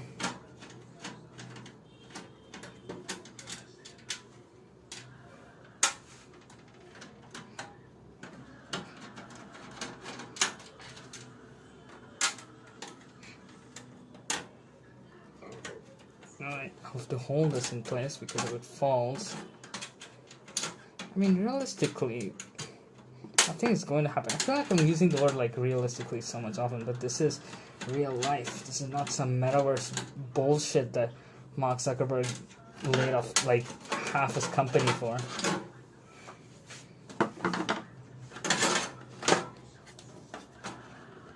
Okay.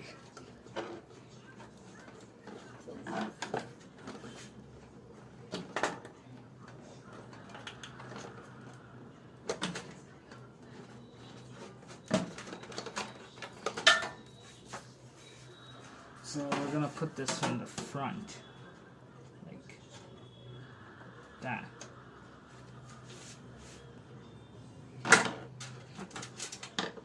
These cables better reach. Actually, I'm just gonna put one screw in, and I'm gonna go and check.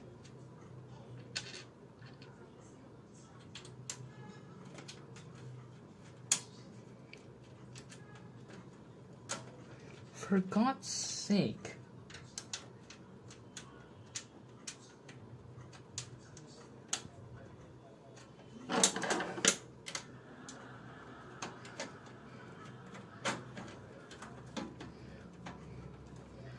Alright, that's holding it in place.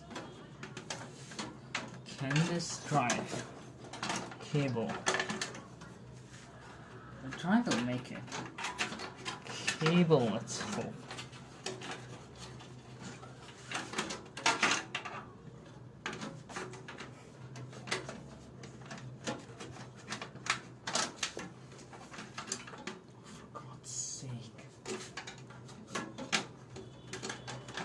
Wait, we can just take off the front thing again. Let's just remove these plate covers.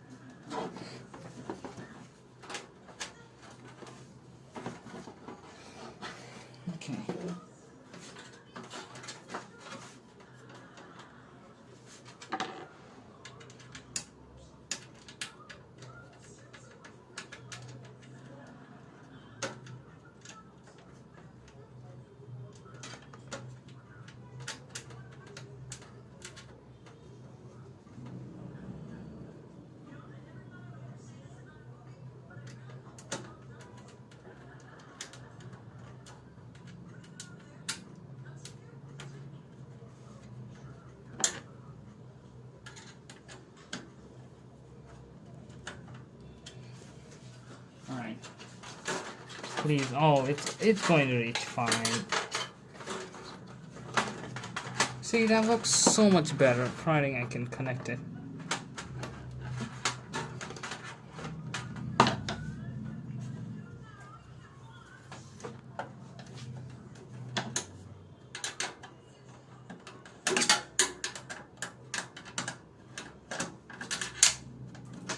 For fuck's sake. Well, that screw is gone.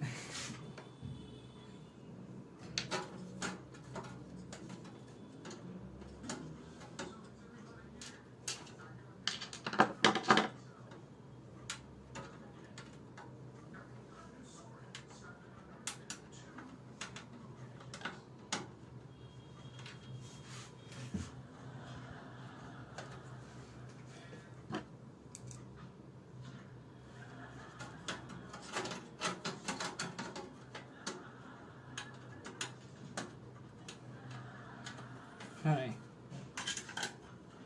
Good enough. Now for this one, process is actually going to be the same. Realistically, I mean theoretically, not realistically, I could just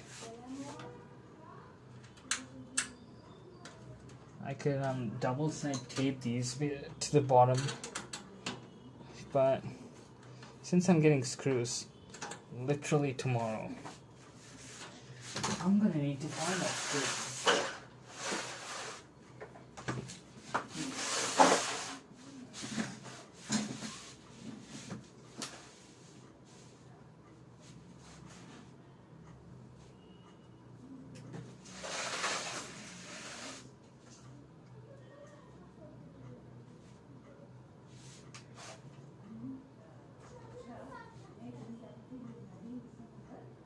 Oh, there it is. Alright. Found it.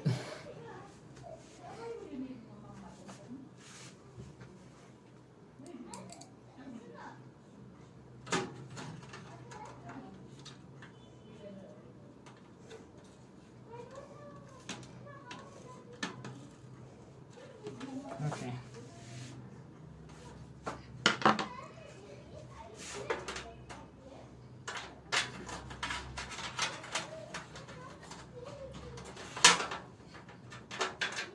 This case actually has some pretty decent cable management options, but some bad cooling options.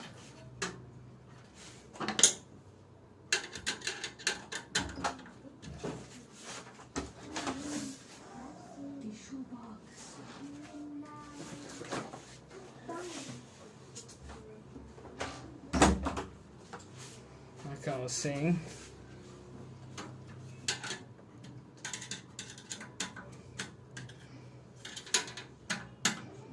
this one definitely needs to be more tighter, but I think that's good enough. I mean, quote, good enough. Like, obviously by modern standards. One, the case would have hardware, like, included.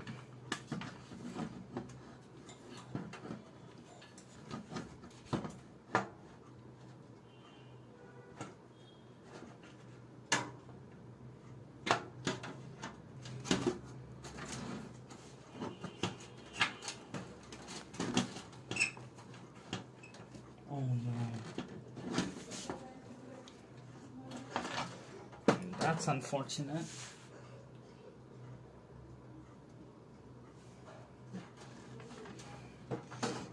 Fuck.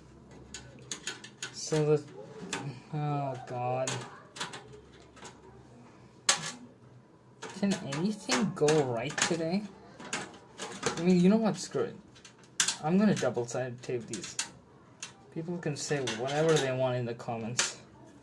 I am double-sided taping these. Because...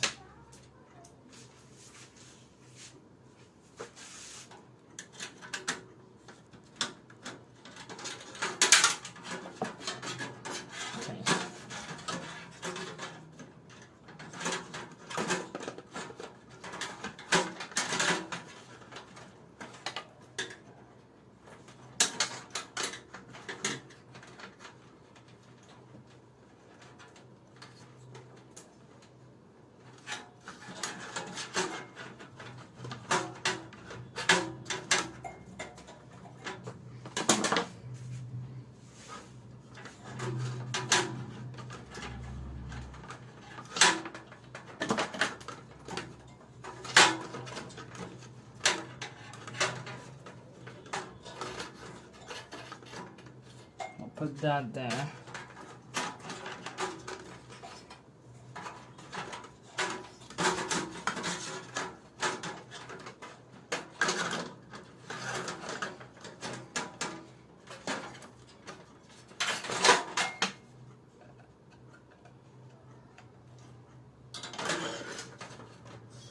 There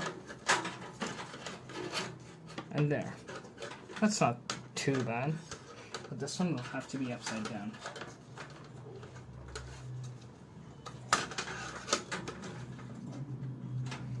Alright, please tell me I have double-sided tape. There we go.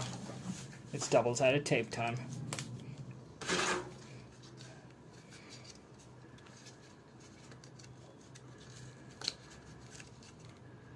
Or I could do it like, no, that would be horrible.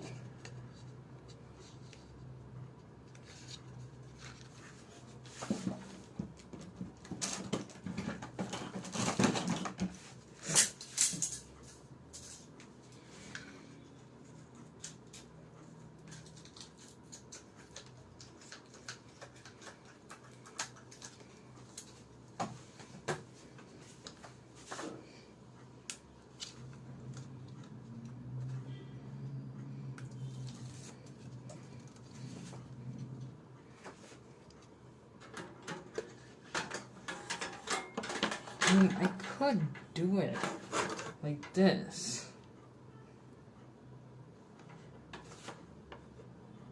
No, that would be too dumb.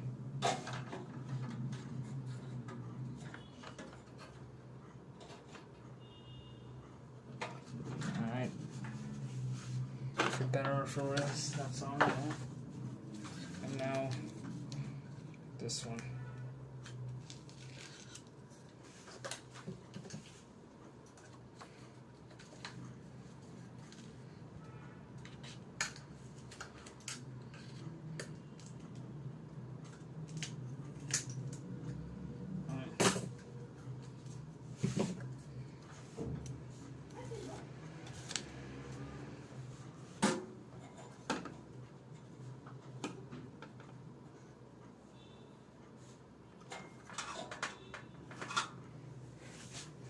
Could I move the hard drive as well?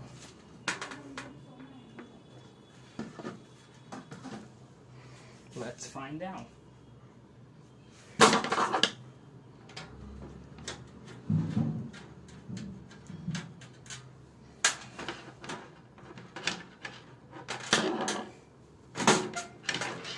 Now, I'm not doing anything like VHB tape or super glue or anything. I just did plain double-sided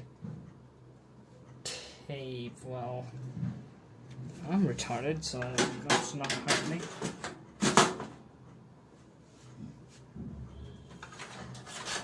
The good news is we can use this right angle one.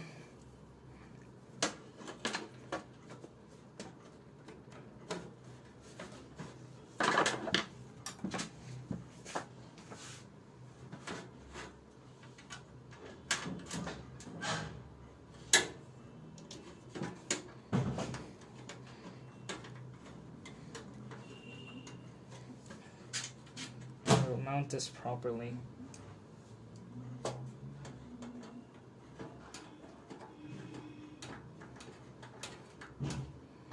With both the screws, it's not going anywhere. Then we'll take our red SATA cable, plug it in. First we'll take our other straight black cable, not the right angle one, and we'll plug that in, and then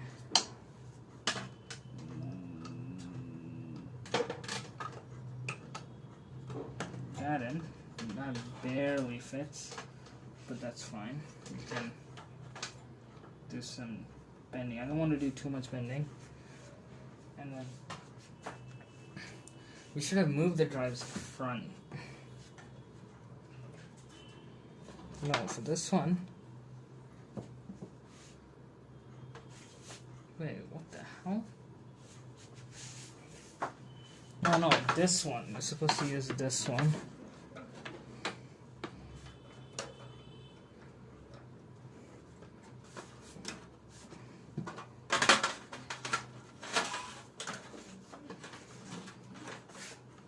So now we're gonna direct it into here, and then like that.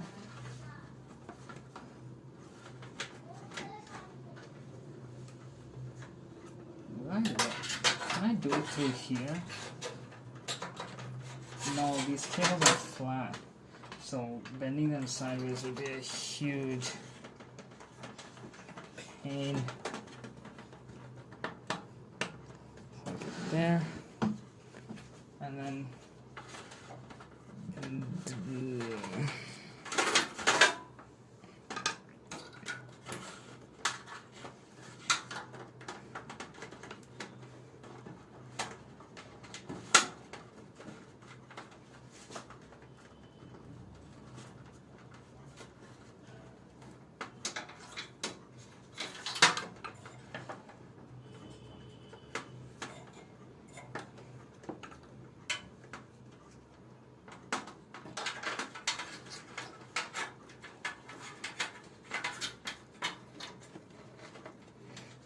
plug it here.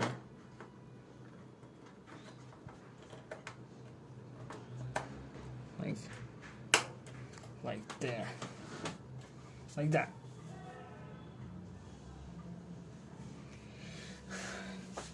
Now it's time for power. Luckily, oh no.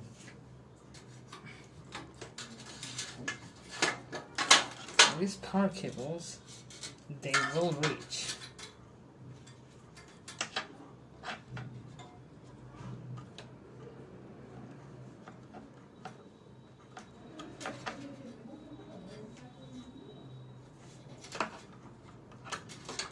Plug the bottom one first. So like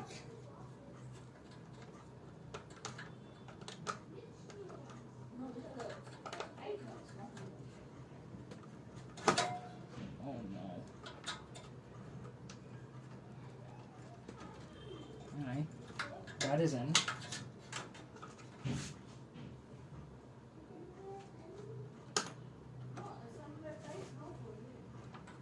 I fed it through here, so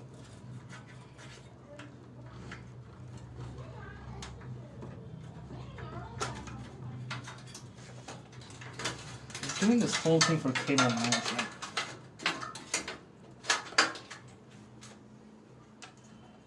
That might reach. Oh well. If that reaches, I'm gonna be so happy.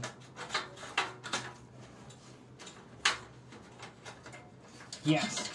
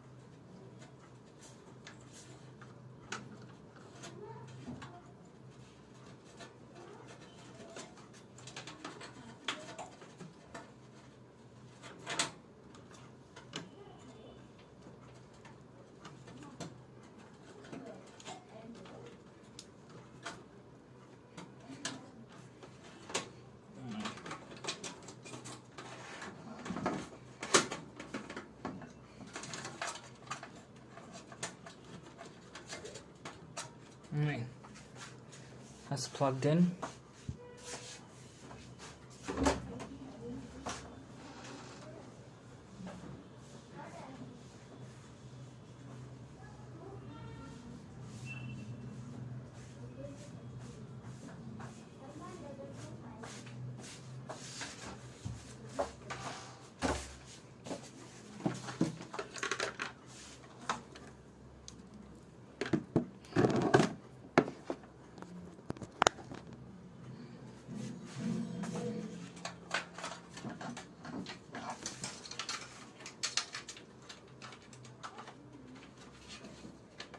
to fix that front thing. Probably will use some tape.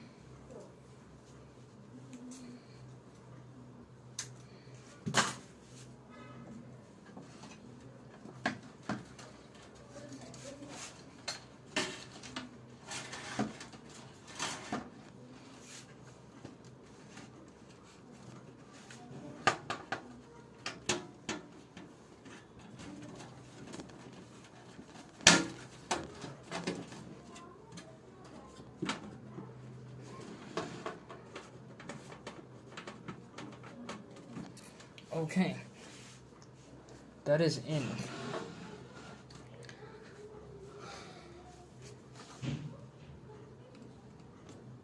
Let's do from up here.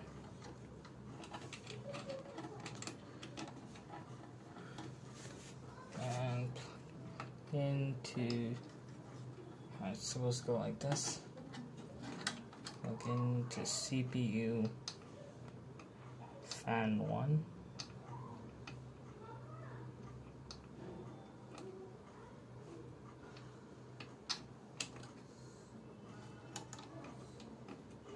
Okay, there we go.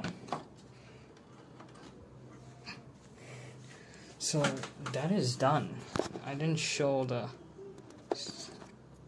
thing. So what is pending? Nothing really, just cable management. So this has to be routed from underneath the board. So I think I have to take the board out, wrap it underneath. I didn't show it. So I have to take the board out, wrap it underneath there. But I think I'm gonna take a water break.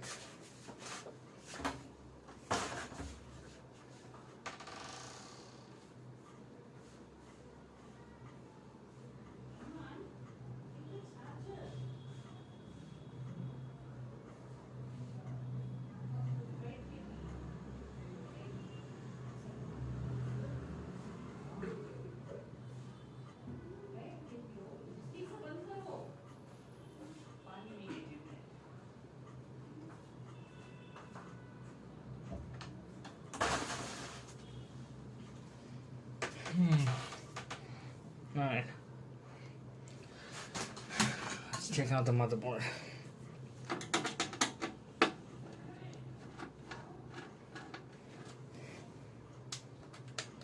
Shame the things that I do for cable management.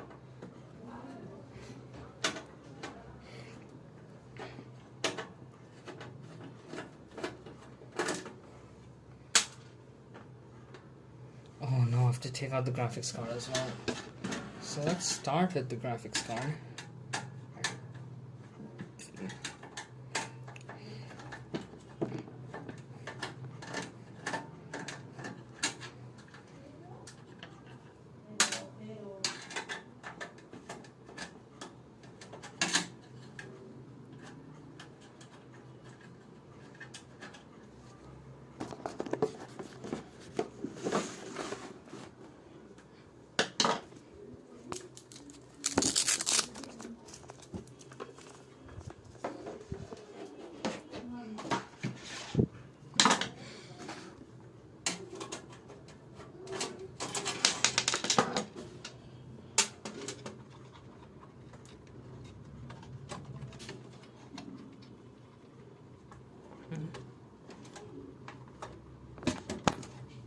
Alright, let me just take out the graphics card.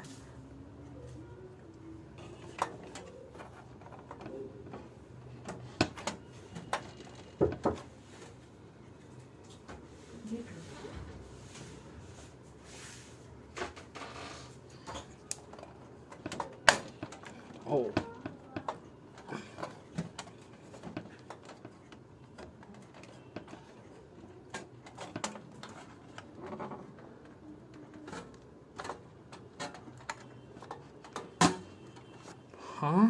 know.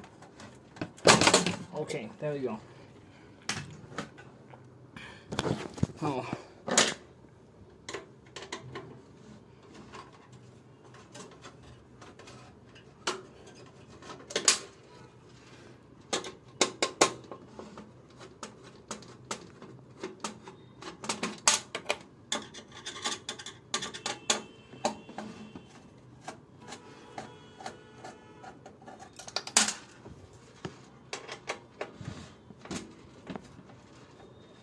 I hope this motherboard doesn't like fall. Okay, it didn't fall. Now, set that back there. Let's. Where is it? Oh, it's held in place. One more thing.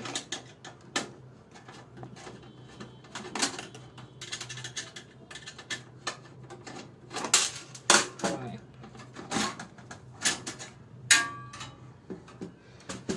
So, we're gonna run it through that.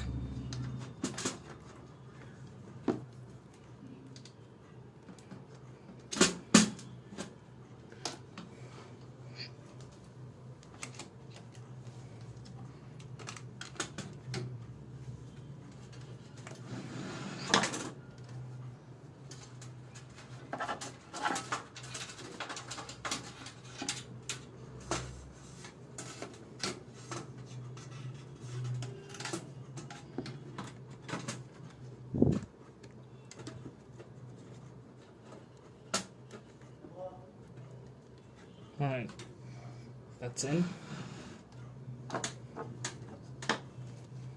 Let's position this that way.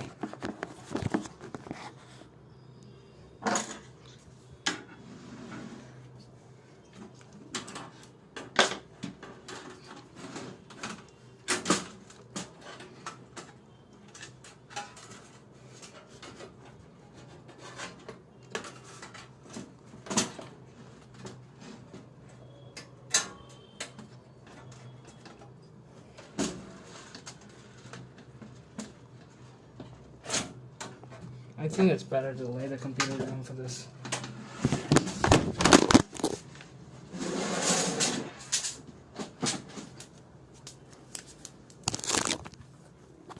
Wow, that was bound to happen at once.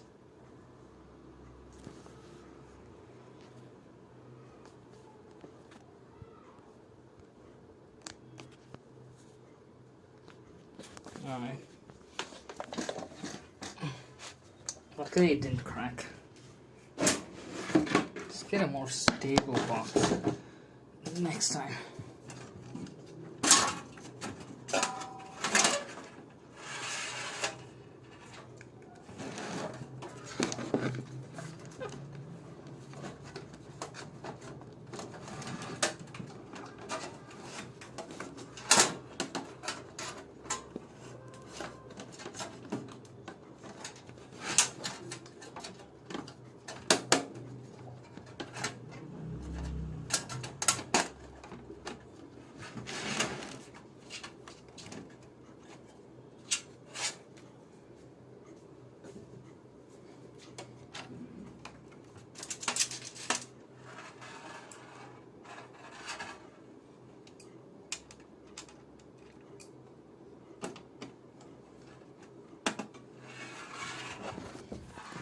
Okay.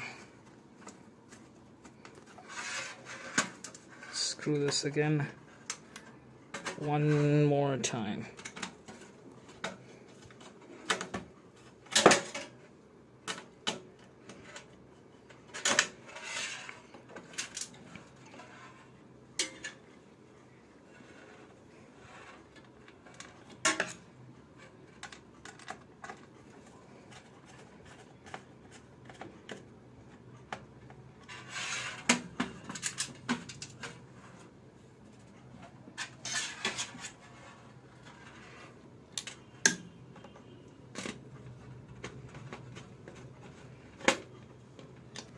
Okay.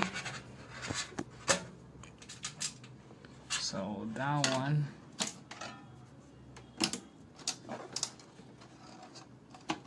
no, where did that screw go?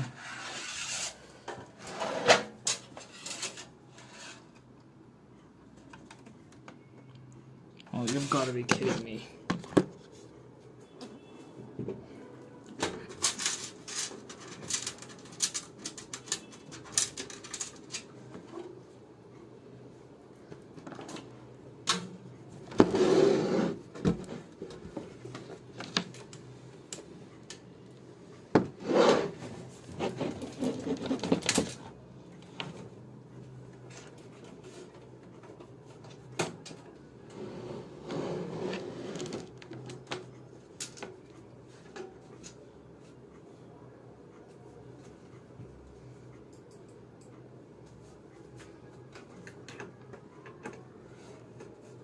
Okay, I got that screw in.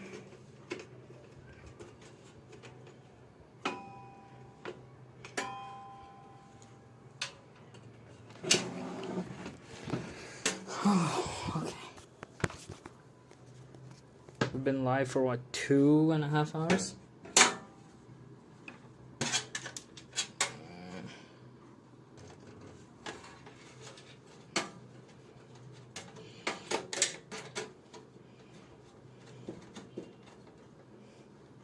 So, one more.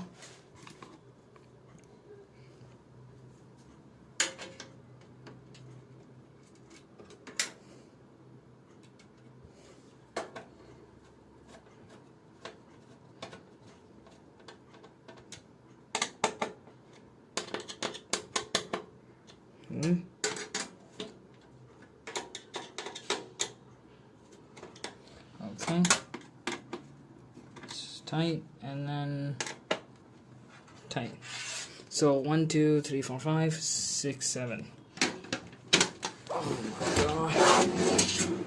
Will this build finish before 12 midnight? I wouldn't guarantee it. Okay. Kind of put this thing back.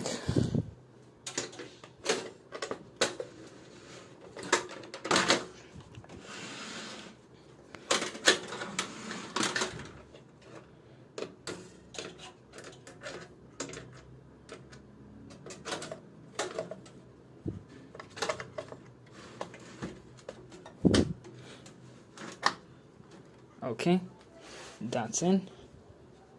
Now,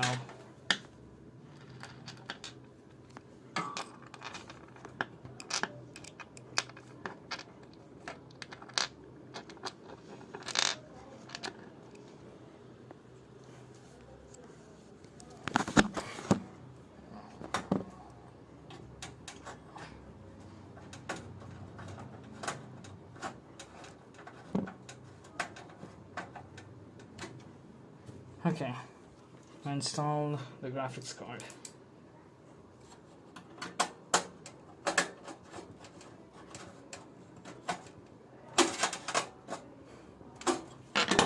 Alright, graphics card installed, and that does look better.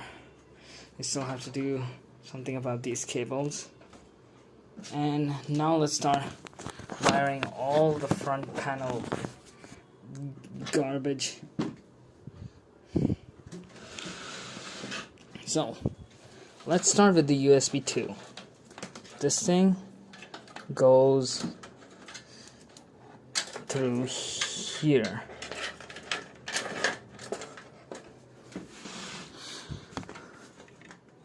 And plugs in,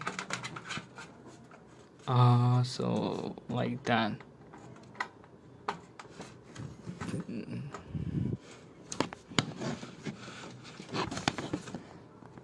Yeah, that's pressed in.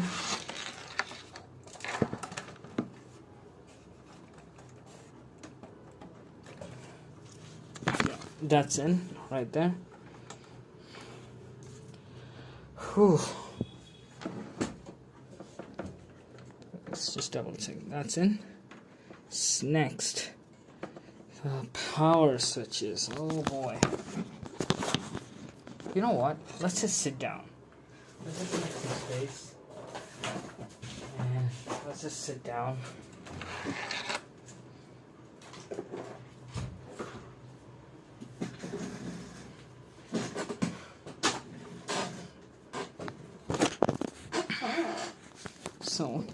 let's not sit on the side panel. Let's put the side panel there. And so we can run it from, we'll run everything from there. So let's pick that up. So that is not needed, and so is that, so we can put that up there. This is already passed through. I really hope this is enough. I think that's more than enough. Alright, let's plug all of this junk in, starting with that, and then that. I'll just cram everything there, and then we'll turn around, deal with it later.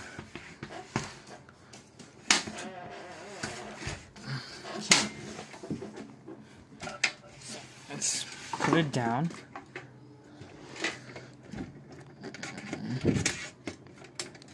And so reset switch,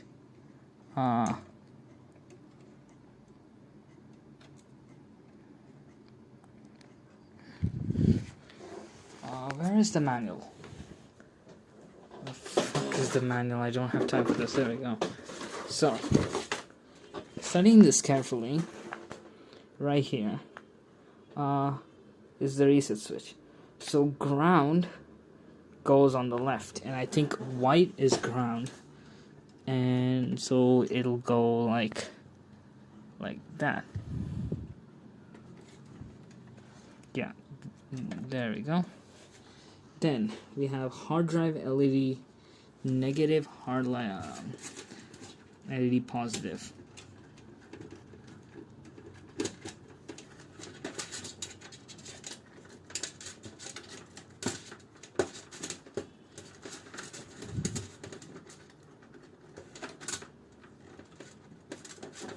Where is it?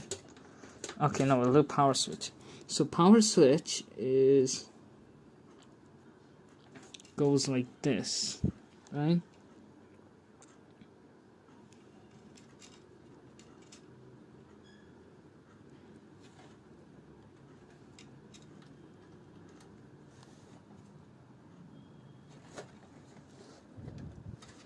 Like that.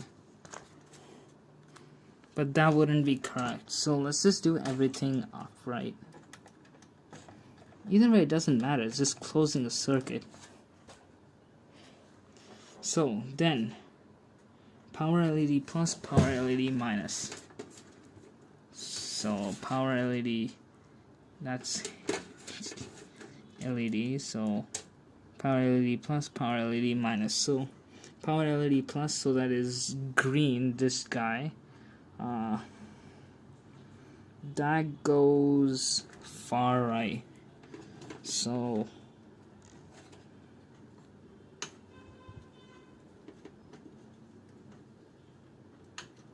actually we'll plug in power LED minus first.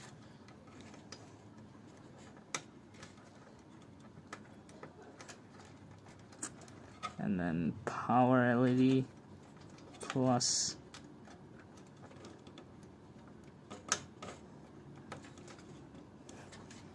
Okay, then hard drive LED plus, and then hard drive LED minus. So it goes like that. So that's all the front panel stuff connected. Now it's time for the audio. So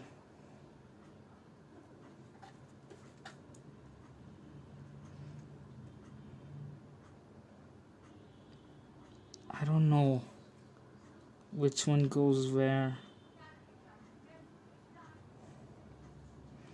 So this says port 1L, port 1R, port 2R, port 2L.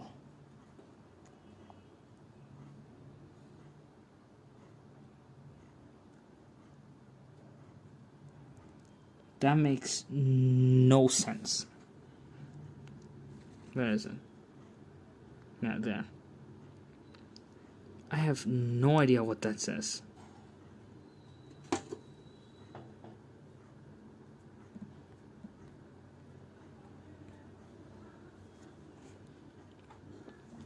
And we'll just leave that unplugged for now. Okay.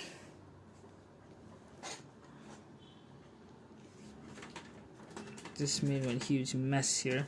So we'll just tidy up a little bit. We'll leave that for now.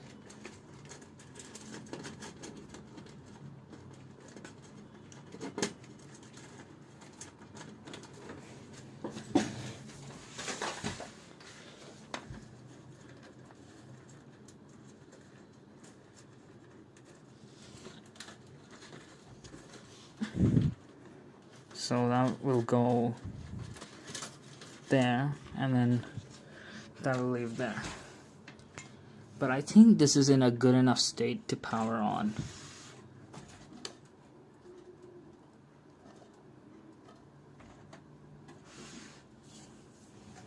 Now,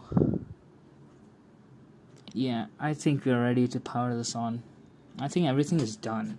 All I have to do is check power to these, check if the... Okay.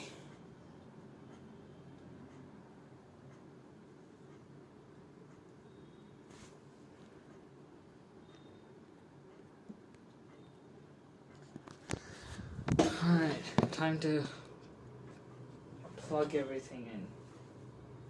I really hope this thing works.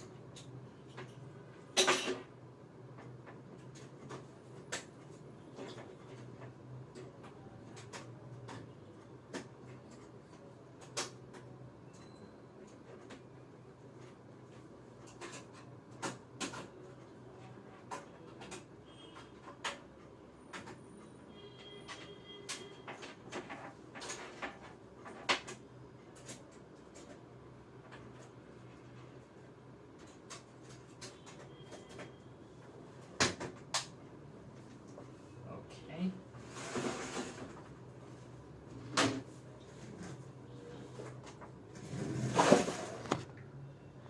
We have power.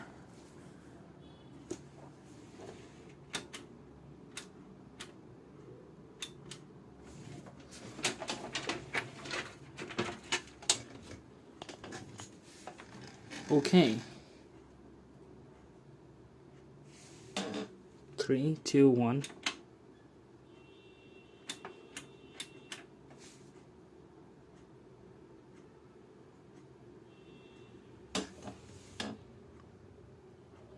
So I did plug the power wrong.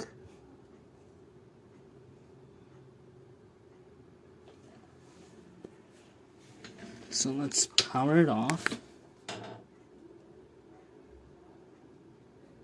And let's do that again.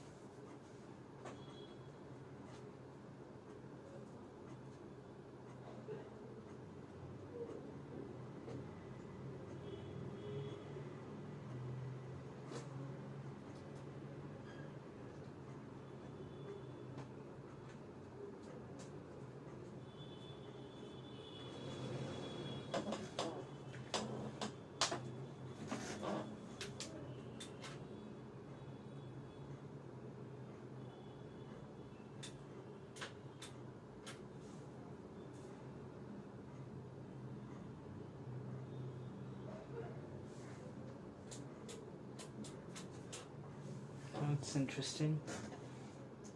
You get nothing.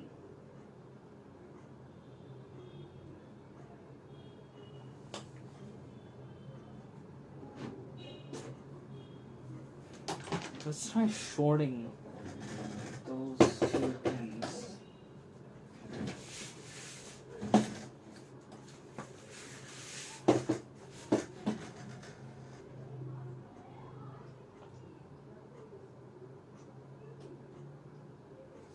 Whoa, whoa, whoa.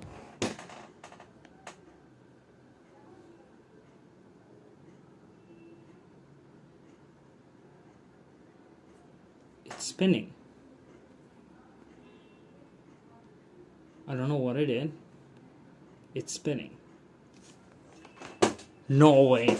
No way that worked. No way. No way. Wait.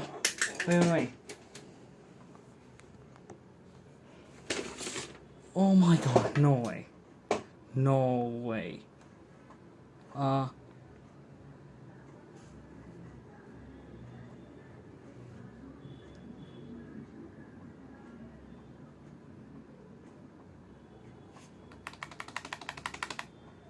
Oh my god. No way. What? That actually worked? Delete. Oh my god. No way. Oh my god. Oh my god, where's my mouse? Where's my mouse? The mouse works. We have Ryzen 5 3600 5600X, 16 gigabytes of RAM dictated. CPU fan 1 is spinning. Oh my god. No way. Oh my god. What? Oh my god. Oh my god. Okay. Only 2. Our hard drive is not showing up.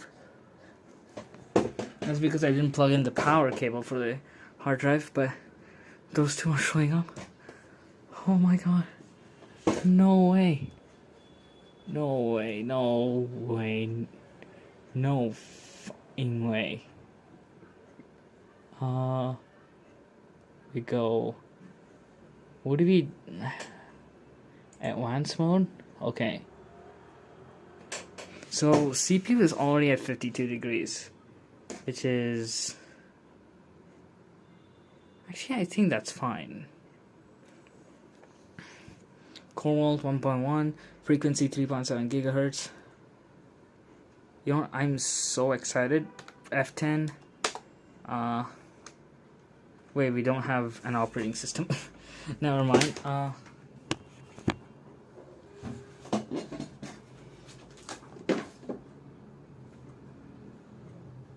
Wait.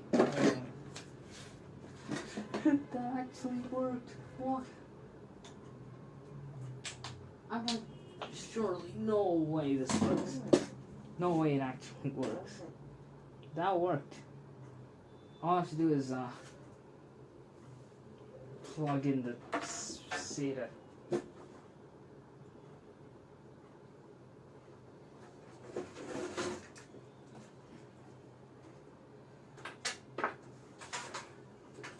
How, man? How?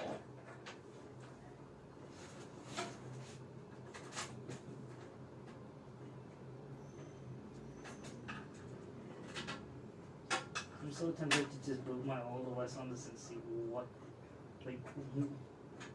happens.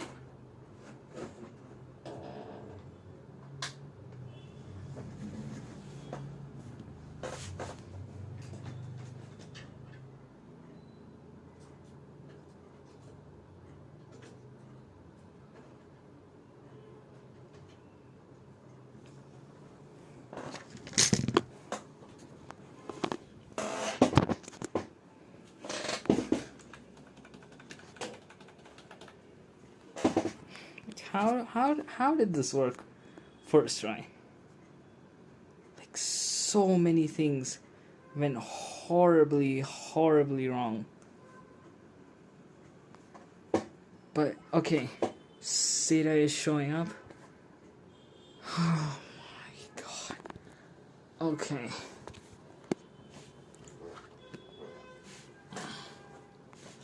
Like, what are the chances, dude? What? I don't know. Save and exit. We haven't made any changes. Damn, bro. I'm like so excited.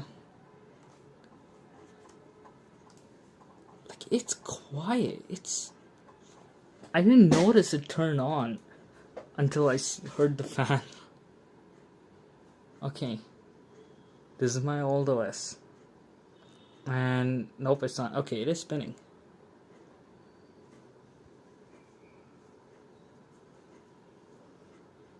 Once it just gets so corrupted. Unbelievable. Yep, numlock's not working. Unbelievable, dude.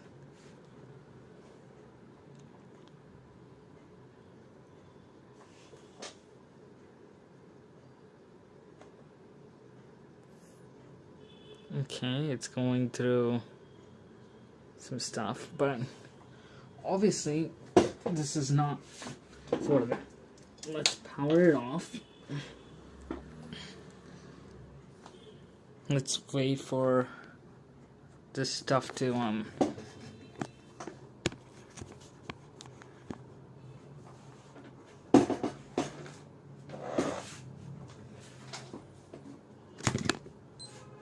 Oh, I am so happy that worked. I'm so happy, dude.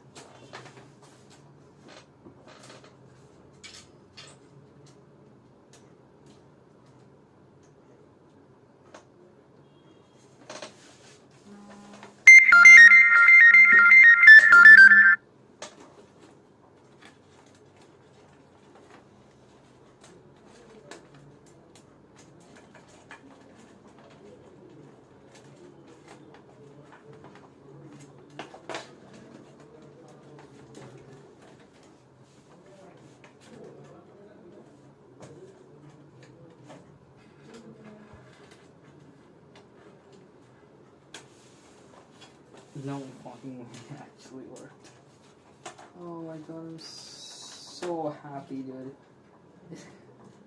I'm so happy that worked first try. Like, I thought surely I would have fucked something up.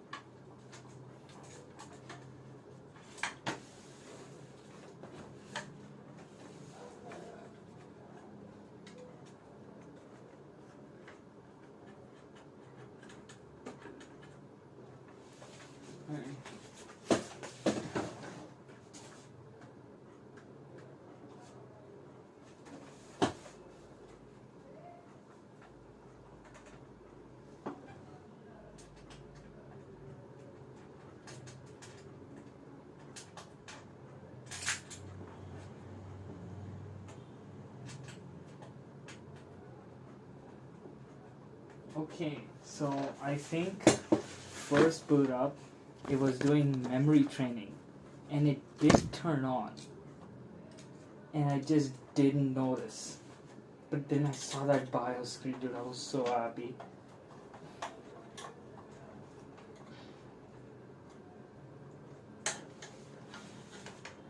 It's just the fan wasn't spinning. I had pressed the power button. Okay, anyway.